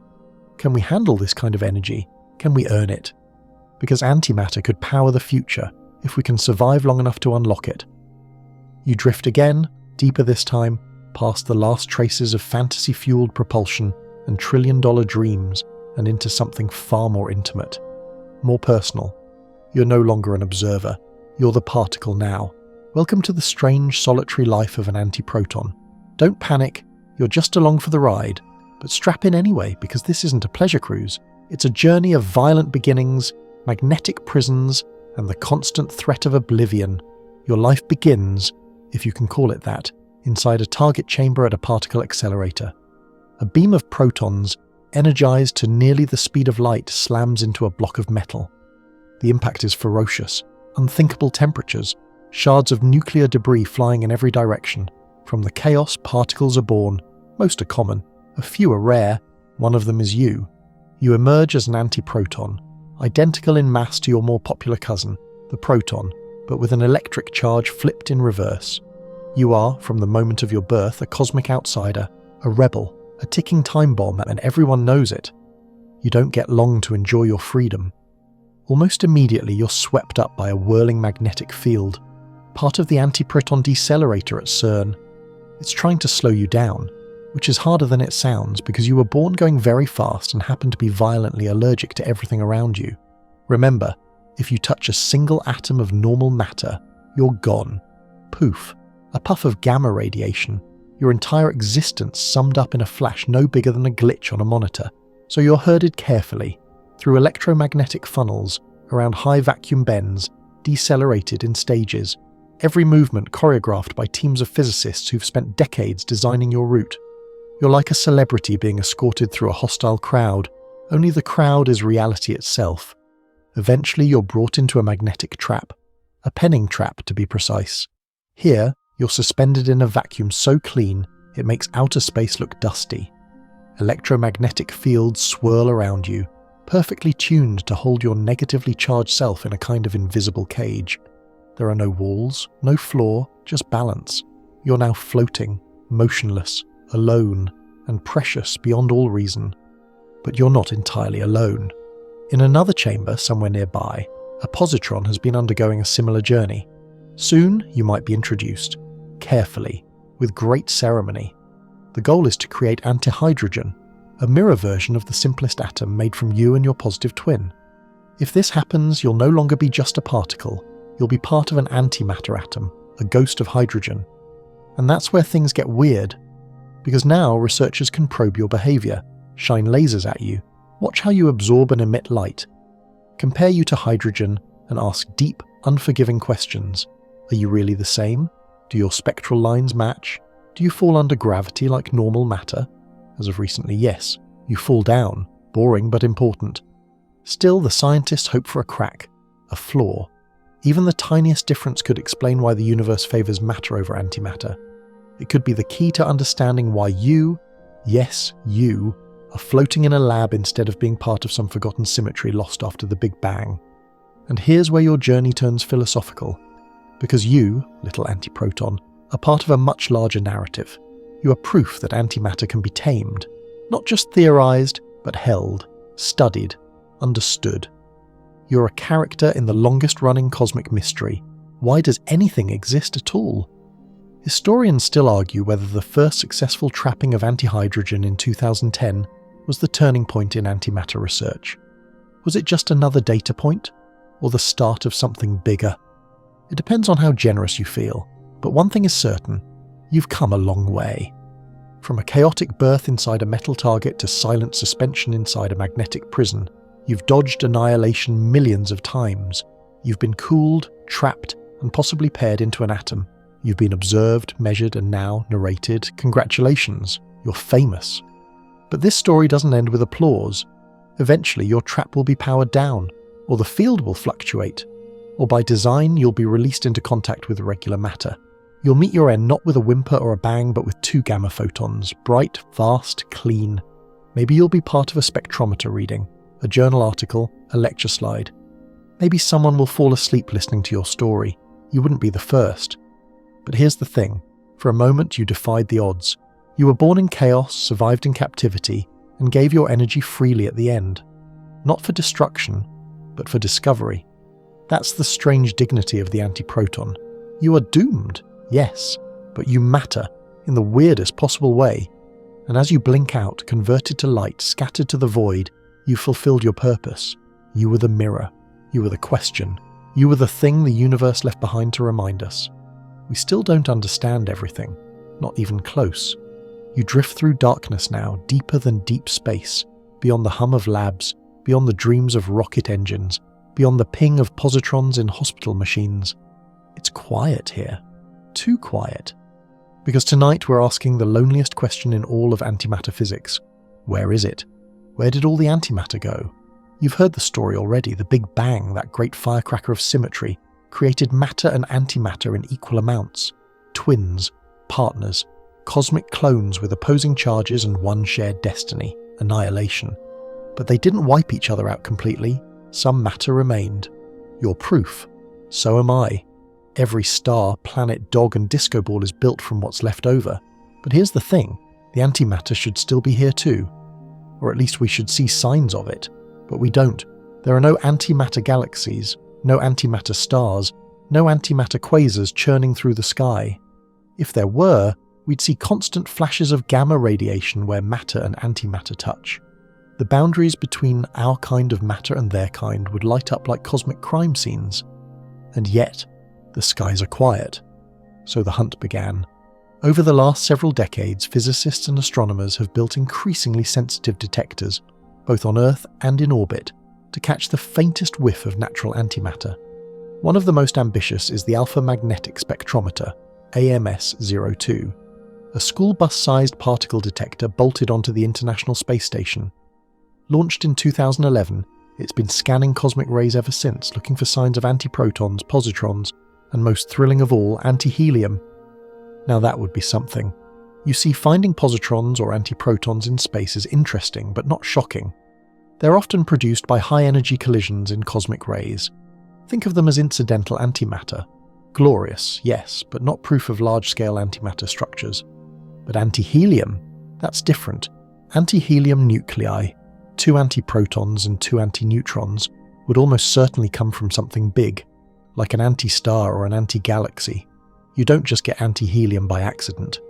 So far, AMS has reported a few tentative candidates, but nothing conclusive. The problem is the cosmic ray environment is noisy. It's like trying to hear a whisper at a metal concert. Every possible antihelium blip has to be confirmed, retested, ruled out. The margin for error is microscopic. Still, physicists are hopeful. Even one confirmed antihelium detection would change everything. It would mean that somewhere out there, maybe not far away, large amounts of antimatter still exist. Fringe theorists, naturally, are already out in full force. There are models suggesting that during inflation, the period right after the Big Bang when the universe expanded faster than the speed of light, matter and antimatter got separated into different regions. Bubbles, essentially, each isolated from the other, unable to mix. That would explain why our patch of space is almost pure matter, and why we haven't detected large-scale annihilation events nearby. It also opens up the very sci-fi possibility that entire mirror galaxies could exist, made of antimatter, coasting silently through the cosmos, just far enough from our region to avoid a messy run-in. Some even go further and propose the existence of antimatter voids, regions of space where antimatter dominates, but where no stars formed, no galaxies coalesced. A kind of invisible anti-desert, forever hidden from telescopes that rely on starlight. But here's the issue. Even if antimatter were tucked away in some cosmic neighborhood far from our own, space isn't empty. Tiny amounts of matter drift everywhere. Hydrogen, dust, particles from stars, comets, rogue clouds. If an antimatter star or planet wandered into our galaxy, we'd know. The contact between even trace amounts of matter and antimatter would produce unmistakable gamma-ray signatures. So far, nothing. Well, almost nothing. In 1972, scientists at balloon-based observatories detected a strange excess of positrons in cosmic rays. Later missions confirmed it. This led to 2 possible explanations. 1, the positrons were being produced by pulsars, rapidly spinning neutron stars that emit intense radiation. 2, or, something even stranger, dark matter annihilation. Yes, you heard that right. If dark matter particles can annihilate, and if they do so in a way that produces positrons, then maybe these high-energy positrons are the breadcrumbs of a hidden world colliding with itself. Still, most experts lean toward the pulsar explanation. It's neater, less speculative. But deep down, everyone wants it to be the weirder answer, the one with drama. Historians still argue whether the early lack of antimatter detection was due to limited technology, or if it really is just that rare. Some believe that as detectors grow more sensitive, we'll start finding isolated pockets of antimatter. Others are less hopeful. They believe the early universe had a slight asymmetry, just enough to doom antimatter from the start, a cosmic coin toss, and matter won. So what would it mean if we did find large amounts of antimatter out there? Well, first of all, science would rejoice.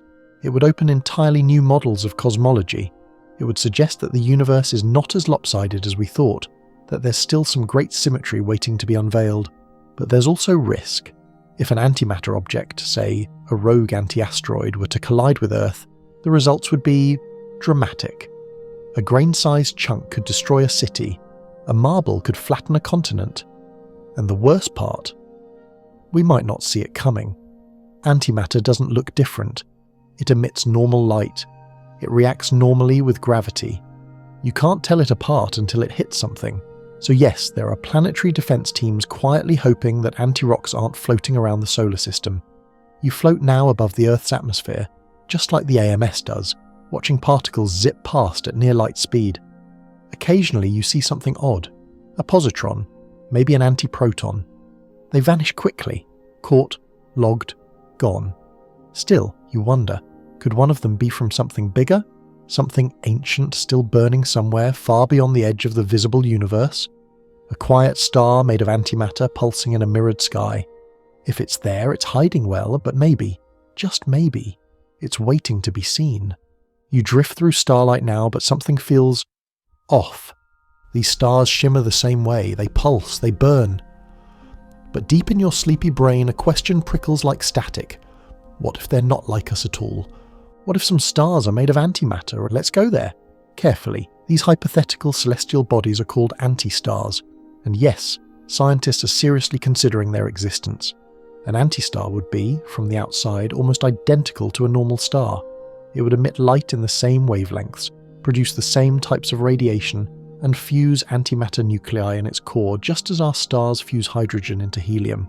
It would shine, spin, and possibly host anti-planets with anti-oceans and, well, anti-whales. But here's the thing. If a single hydrogen atom, just one, from a regular matter cloud drifted into that star's atmosphere, it would annihilate on contact. You'd get a burst of gamma rays, not a constant burn but a signature, like fingerprints at a crime scene. So scientists started looking. In recent years, instruments like NASA's Fermi Gamma Ray Space Telescope have been scanning the galaxy for unexplained gamma ray emissions, especially the kind you'd expect if an anti-star were slowly eating tiny bits of matter from the interstellar medium. And in 2021, researchers published a study identifying 14 candidates. 14 stars that are producing just the kind of emissions you'd expect from an object made of antimatter swallowing matter like a cosmic vacuum cleaner. They're not confirmed, of course. There are other explanations for high-energy gamma rays, pulsars, black hole activity, even unusually magnetic white dwarfs. But still, it's the first time astrophysicists have been able to say with a straight face, we might have spotted an anti-star. Fringe? Yes. Impossible. Number. In fact, in some early models of the universe, the idea of baryon symmetric cosmology suggested that matter and antimatter might have formed in large separate clumps during the Big Bang, like oil and vinegar in a cosmic salad dressing. In those models, entire regions of the universe could be made of antimatter, complete with anti-galaxies, anti-nebulas, and anti-stars. You might ask, if that's true, why aren't we seeing massive annihilation events where these regions touch? Great question. The answer might be, they're far away, so far that they've had little to no contact with matter-dominated zones like our own. Remember, space is big. If these antimatter regions are tucked in remote corners of the cosmos, there'd be no border clashes, just silence. Others argue that the existence of even one anti-star close to us would be surprising. The Milky Way is swimming in matter. Any antimatter object in our neighbourhood should be constantly annihilating on contact, glowing like a warning sign. And yet, there are those 14 candidates. This brings us to a curious experiment closer to home. At the AMS-02 detector aboard the International Space Station, scientists have been quietly hunting for anti-helium nuclei in cosmic rays. If confirmed, this would be the first solid evidence that antimatter has formed complex nuclei, the kind you'd expect to find inside stars. So far, a few anti-helium events have been detected. Not enough to confirm, but not so few as to ignore. Historians still argue whether these results are real, or if they're just statistical flukes, background noise pretending to be something profound. But the implications are huge. If we find even one anti-helium nucleus, it means there's a natural process out there making antimatter atoms in bulk. And the only known process that can do that, stellar fusion. In other words, anti-stars. Let's play this out. Imagine a region of the universe that formed antimatter instead of matter after the Big Bang. Perhaps a fluctuation, a tiny asymmetry in the early universe that sent one patch of energy spinning into antimatter instead of matter. Over billions of years, this region cooled, coalesced, formed anti-stars, anti-planets, maybe even an anti-Milky Way, completely stable, just mirrored. Now imagine one of those anti-stars wandering into our galactic neighbourhood. Maybe it got pulled in by gravitational forces, or was part of an antimatter region that slowly drifted into ours. At first it would look normal, emit normal light, spectroscopically identical. But as it began to interact with normal matter, hydrogen clouds, stellar wind, even just interstellar dust, it would start to glow in gamma rays. Not enough to explode necessarily, but enough to stand out. And that's what some of those Fermi candidates might be. Tiny flashes of contradiction, cosmic typos. Of course, this is all still speculative. Other sources could mimic the same gamma-ray signals. But if we ever confirm that even one of those stars is made of antimatter, we'll have to rewrite chapters of physics and cosmology. And it'll raise even bigger questions. Are there antiplanets orbiting those stars? Could antimatter life exist? Biologically identical but doomed to explode on contact with, well, everything. Have those anti-regions remained completely isolated for 13 billion years? Fringe thinkers already fantasize about antimatter civilizations, wondering whether they're asking the same questions about us. Whether they too are drifting in beds, dreaming of distant mirror worlds, trying not to brush against their own cosmic annihilation. It's poetic and terrifying, and maybe not so impossible. Because as you float now above a sky that looks perfectly ordinary, you begin to understand our instruments see only what emits light.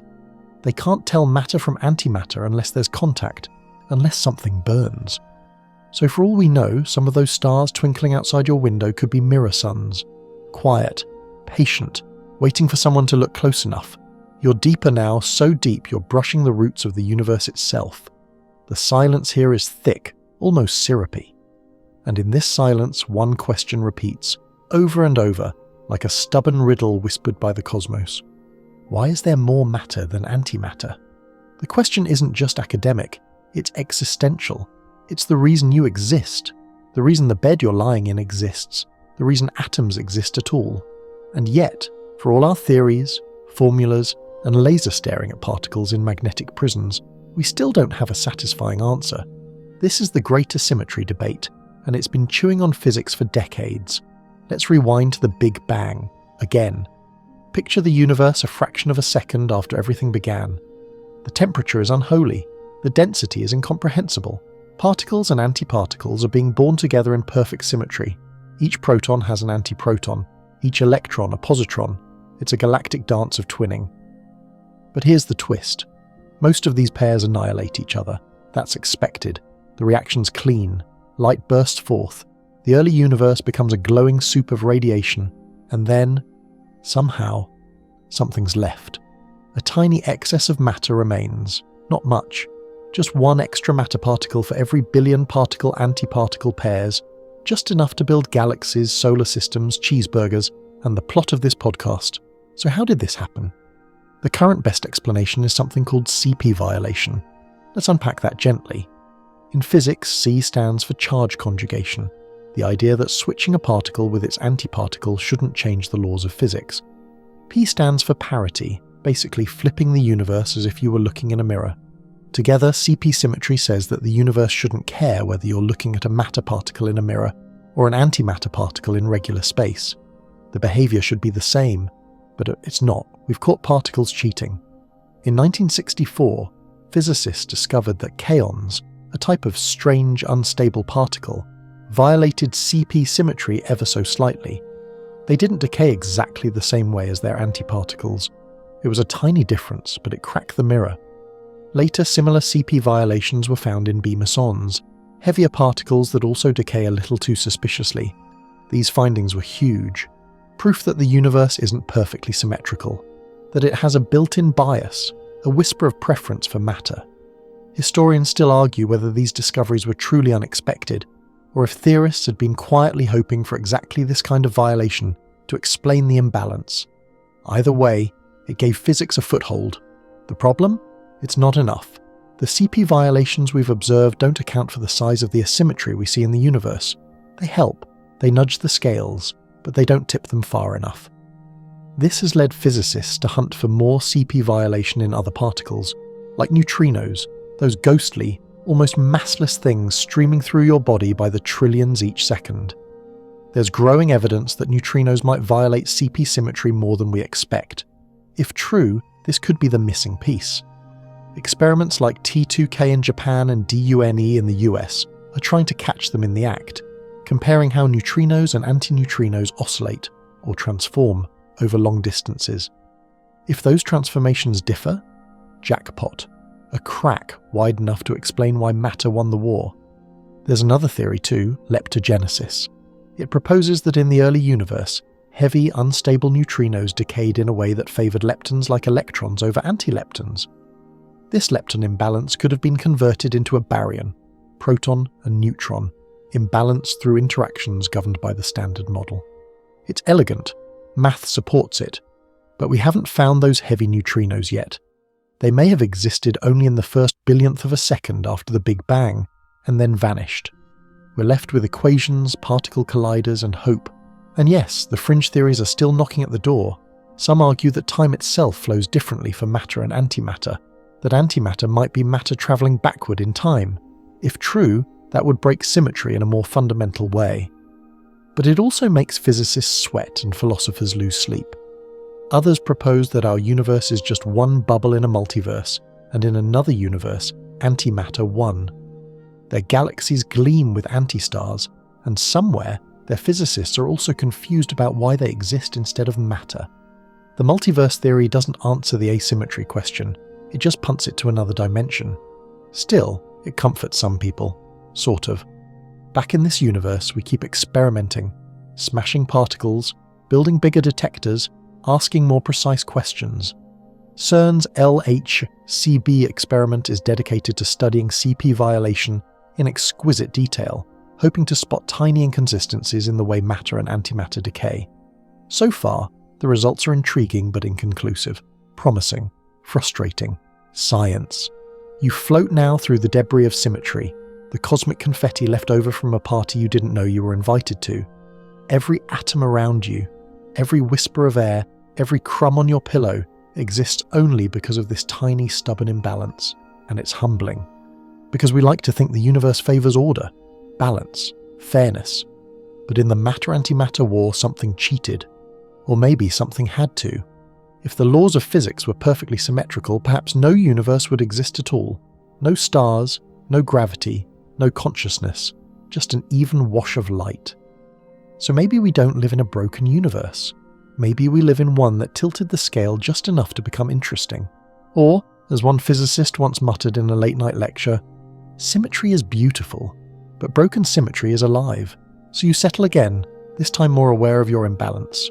You're made of matter, yes, but you were born from a symmetry, from the tiniest statistical anomaly in the oldest seconds of time. You are, in the most literal sense, a cosmic mistake, and thank goodness for that.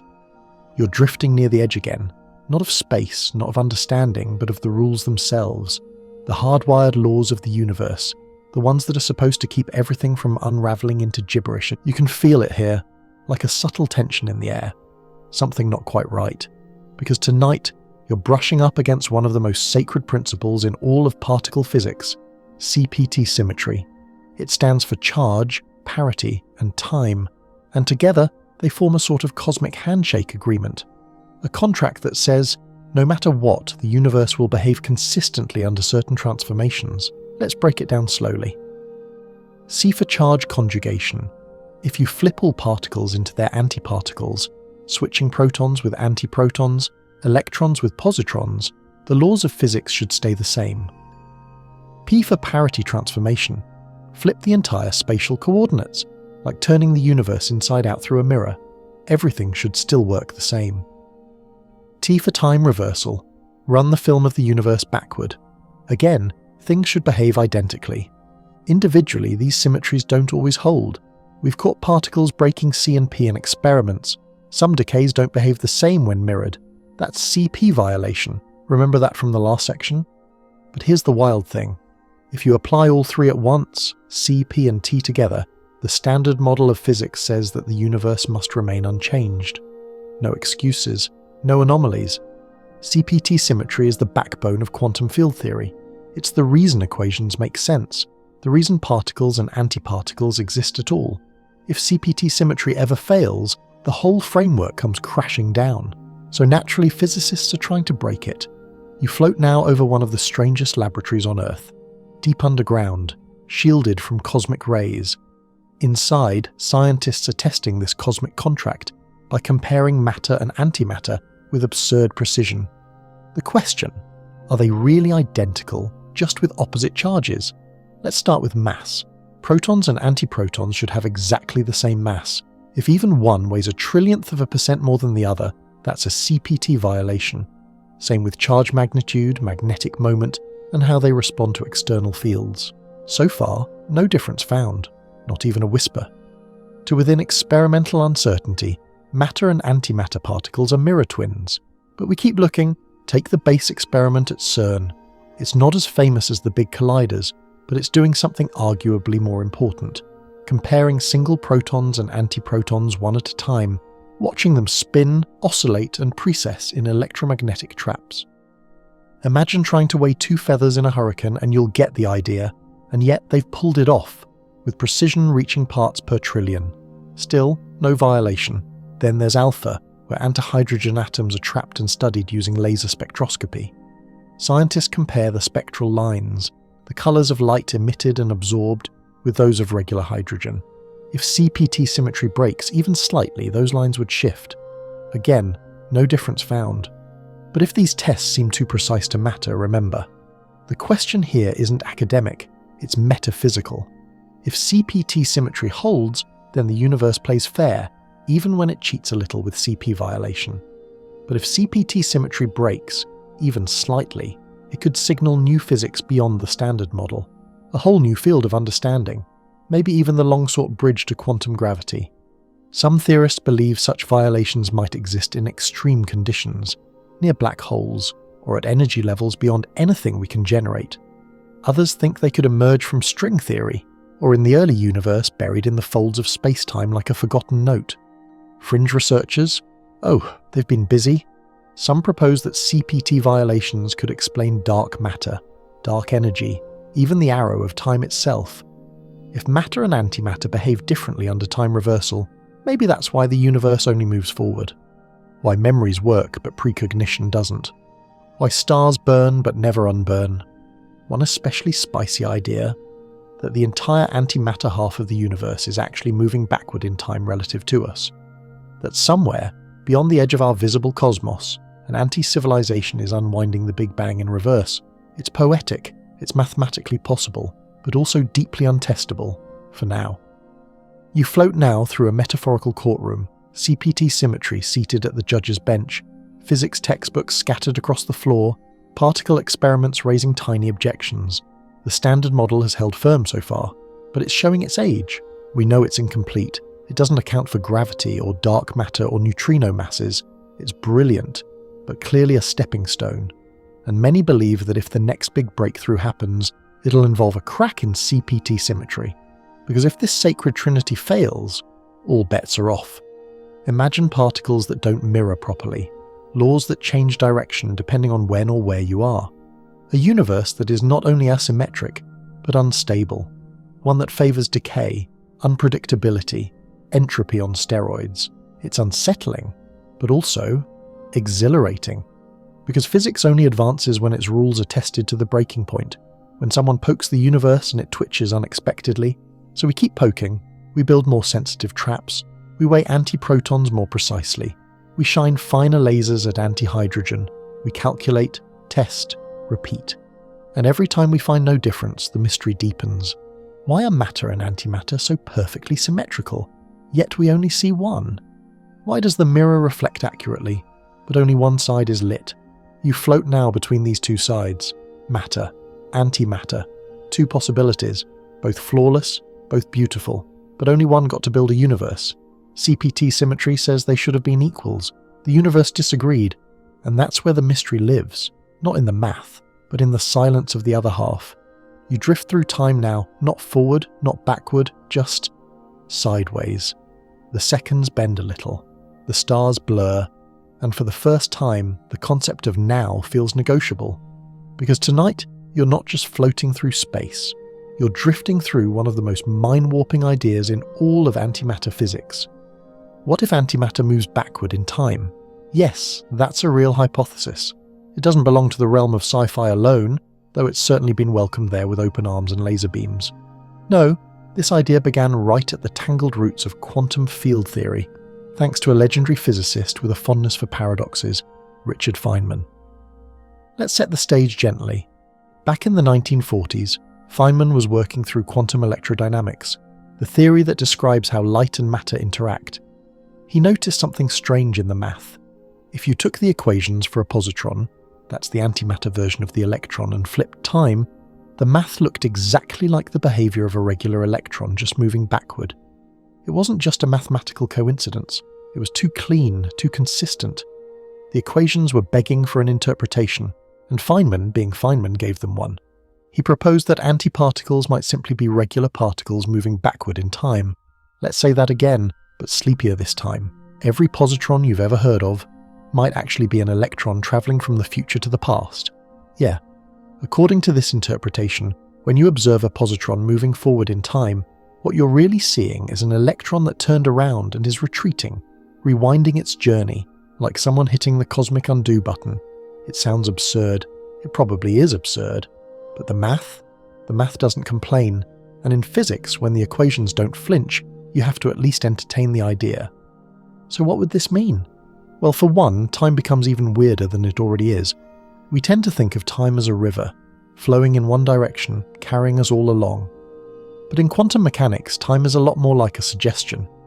Certain processes don't care which direction it flows. The underlying rules are time-symmetric. In fact, most fundamental laws of physics, gravity, electromagnetism, even the strong nuclear force, work the same whether time runs forward or backward. Only the weak nuclear force, which governs certain types of radioactive decay, violates this symmetry. That's a fancy way of saying nature mostly doesn't care about time's direction. So, if an electron and a positron annihilate, you could view that interaction in two ways. One, as a collision between a particle and its antiparticle in the present. Two, or as a single electron entering the present from the future, reversing its time direction and continuing on into the past. Wild.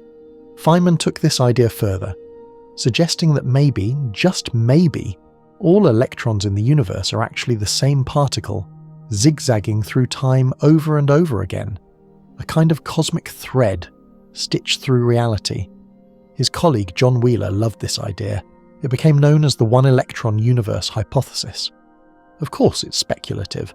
There's no experimental proof, no direct way to distinguish an electron going forward from a positron going backward, at least not yet.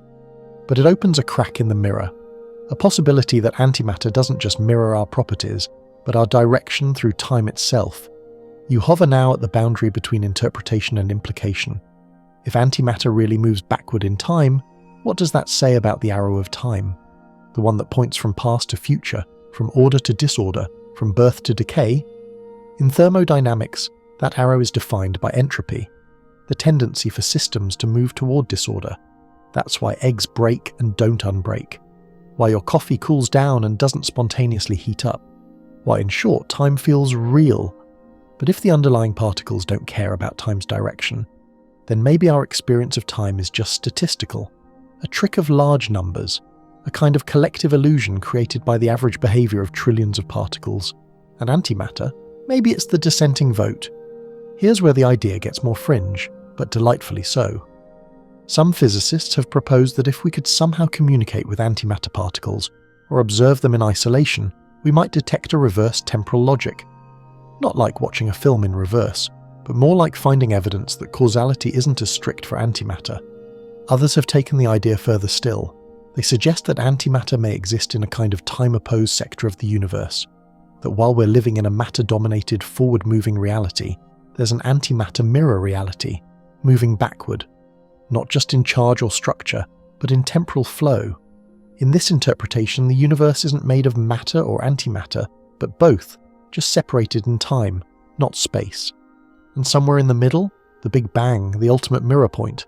Imagine it, a single point of infinite density, exploding outward in two directions, matter flowing forward in time, antimatter flowing backward, each unaware of the other, unless they meet at the edges of existence. It's poetic, it's unproven, and it probably can't ever be proven. But it's possible. And it gives rise to one final question. The one that floats like a feather in your brain as you begin to nod off. Are we the real ones, or the mirrored ones? Is our forward-flowing, matter-filled, entropy-embracing universe the primary one? Or are we simply the inverse of an antimatter cosmos that looks at us with the same confusion? Historians, theorists, and night owl physicists still argue about whether time itself has a preferred direction, or if we just happen to be surfing the wave in one direction out of convenience. And while we don't know the answer, we do know this. Time's symmetry breaks in very specific places, like radioactive decay and CP violation, but remains pristine in many others. So maybe antimatter is just another way the universe reminds us. Symmetry isn't the same as sameness. And maybe, in the tiniest, quietest collisions between particles, time whispers its own secrets. Secrets we're only just learning to hear. You drift again, the seconds stretching like taffy, your thoughts softer now, rounder at the edges. And somewhere, perhaps right now, or long ago, or still to come, an anti-electron turns around and begins its gentle trip home. You begin to descend now, slowly and gently, like a snowflake caught in the breath of a thought.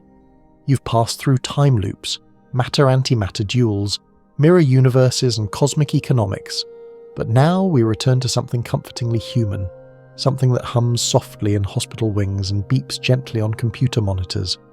Tonight, antimatter's not powering spaceships or unraveling time. Tonight, it's helping to save lives. Yes, antimatter, this volatile, elusive million-dollar particle, has found its way into modern medicine. Safely, reliably, comfortably. Meet your old friend again, the positron, the same mischievous particle you met all the way back in Section 3. Positively charged, electron-sized, and tragically short-lived. But in the right hands, at the right moment, in the right machine, it becomes a powerful diagnostic tool. Welcome to the world of PET scans or positron emission tomography. You're lying down now, not in the cosmos but in a softly lit medical room. The air is clean. The machine overhead buzzes quietly. You've just been injected with a radioactive tracer, a molecule tagged with a positron-emitting isotope. That tracer is usually a kind of radioactive glucose, because cancer cells, which grow quickly, gobble up sugar like it's going out of style. The isotope is typically fluorine-18, and as it decays, it emits positrons. This is where the antimatter comes in. Once released, the positron floats just a few millimeters before it bumps into an electron, and then annihilation. A quiet, controlled burst of energy, 2 gamma rays flying off in perfect opposite directions. The PET scanner detects those photons. Because they always leave at 180 degrees apart, the machine can triangulate the point where they originated. Millions of these little events are tracked, mapped, and assembled into a 3-dimensional image of what's going on inside your body. It's like taking a photograph with light you can't see, from particles that don't exist for more than a breath. And the result? A stunningly precise look at how your tissues are functioning, not just what they look like. Doctors can spot tumours, measure blood flow, monitor how organs metabolize sugars, all thanks to antimatter. So, yes, antimatter helps us detect cancer. That same positron that could, in bulk, vaporize a building, now quietly illuminates the secrets of the human body in a clinical hallway next to the waiting room coffee machine. It's an incredible use of a terrifying phenomenon. And it's not the only one. There are emerging fields in medical research exploring antiproton therapy for cancer treatment. It's similar to proton therapy, a targeted form of radiation, but with a dark twist. When antiprotons come to rest in tissue, they annihilate. This adds an extra burst of energy, a sort of bonus effect, delivering a final destructive punch exactly where the treatment ends. The idea is to hit the tumour harder, with less damage to the surrounding healthy cells. It's not mainstream yet. Trials are limited, but the results are promising. Historians still argue whether the dream of antimatter-based medicine was first proposed seriously in the 1970s, or whether it emerged gradually as PET scanning improved. Either way, the notion that a particle once feared as a doomsday weapon could now be routine in hospitals is poetic and a bit funny. Because when PET scans were first introduced, some patients were nervous about the idea of being injected with antimatter. It sounded like science fiction, dangerous, or just weird. But in practice, it's completely safe. The amount of radioactive material used is tiny, typically less than a banana's worth of natural potassium radiation, and the positrons don't travel far. Their journey ends almost immediately in your body's own electrons. You wouldn't even feel it. A quiet hello, a swift goodbye, and then 2 photons quietly report back. All clear here, Doc. It's not all diagnostics either. Some researchers are exploring nanoparticle carriers that can deliver positron-emitting isotopes directly to specific kinds of cells. A kind of molecular postal service, where the return receipt is a photon and the recipient is a suspicious lump in your lymph node. Even brain mapping uses PET scans. They can measure oxygen use, neurotransmitter activity, and the spread of neurodegenerative conditions like Alzheimer's and Parkinson's. Tiny positrons flicker and fade in the brain, telling us where neurons fire or falter. Antimatter, reading your thoughts, gently. And here's a quirky historical tidbit. Positrons were the first antimatter particles ever discovered, back in 1932 by Carl Anderson. He didn't find them in a lab or in a warhead factory. He found them in cosmic rays, natural, gentle, falling invisibly from the sky. So in a strange way, positrons were never meant for bombs. They were born in nature, harnessed by medicine, and weaponized only in imagination. That's part of their charm, because in the battle for meaning, antimatter wears many masks: destroyer, twin, anomaly, answer. But in this soft-lit hospital surrounded by beeping monitors and handwritten charts, it's a helper, one that disappears before you can thank it. You float now past a wall of PET scan images, grayscale rings of the human brain, blooming with white-hot nodes of metabolic activity. In one, a tumour glows like a secret. In another, a brain quiets down in the early onset of dementia. All of it made visible by something that isn't supposed to exist for long. So the next time someone says antimatter is dangerous, you can smile and say, it saved someone's life today, quietly, invisibly, efficiently. And just like that, you drift on, into deeper questions, darker mirrors, and stranger possibilities. But not before tipping your hat to the humble positron, the gentlest ghost in the machine. You drift now toward the quietest edge, the last reflection in the mirror. Not the end, but the soft deceleration before sleep takes over. You followed antimatter from particle labs to galactic cores, from time loops to hospital wards, and now we look back, not to summarize, but to reflect, literally. Tonight you're gazing into the final reflection in the cosmic mirror. Let's start with something delicate. Antimatter isn't just a physical phenomenon, it's a philosophical one. A reminder that for every action, the universe has whispered, and what if? For every particle, an equal and opposite counterpoint. For every equation, a mirror solution. It's as though the fabric of reality is built on the premise that nothing is complete without its inverse. You sit now with that thought, turning it over in your hands like a smooth stone. Antimatter is a twin, not a copy, not a clone. A reflection, perfectly opposite in charge, in behaviour, in consequence. And in a universe governed by symmetry and laws, its existence makes total sense.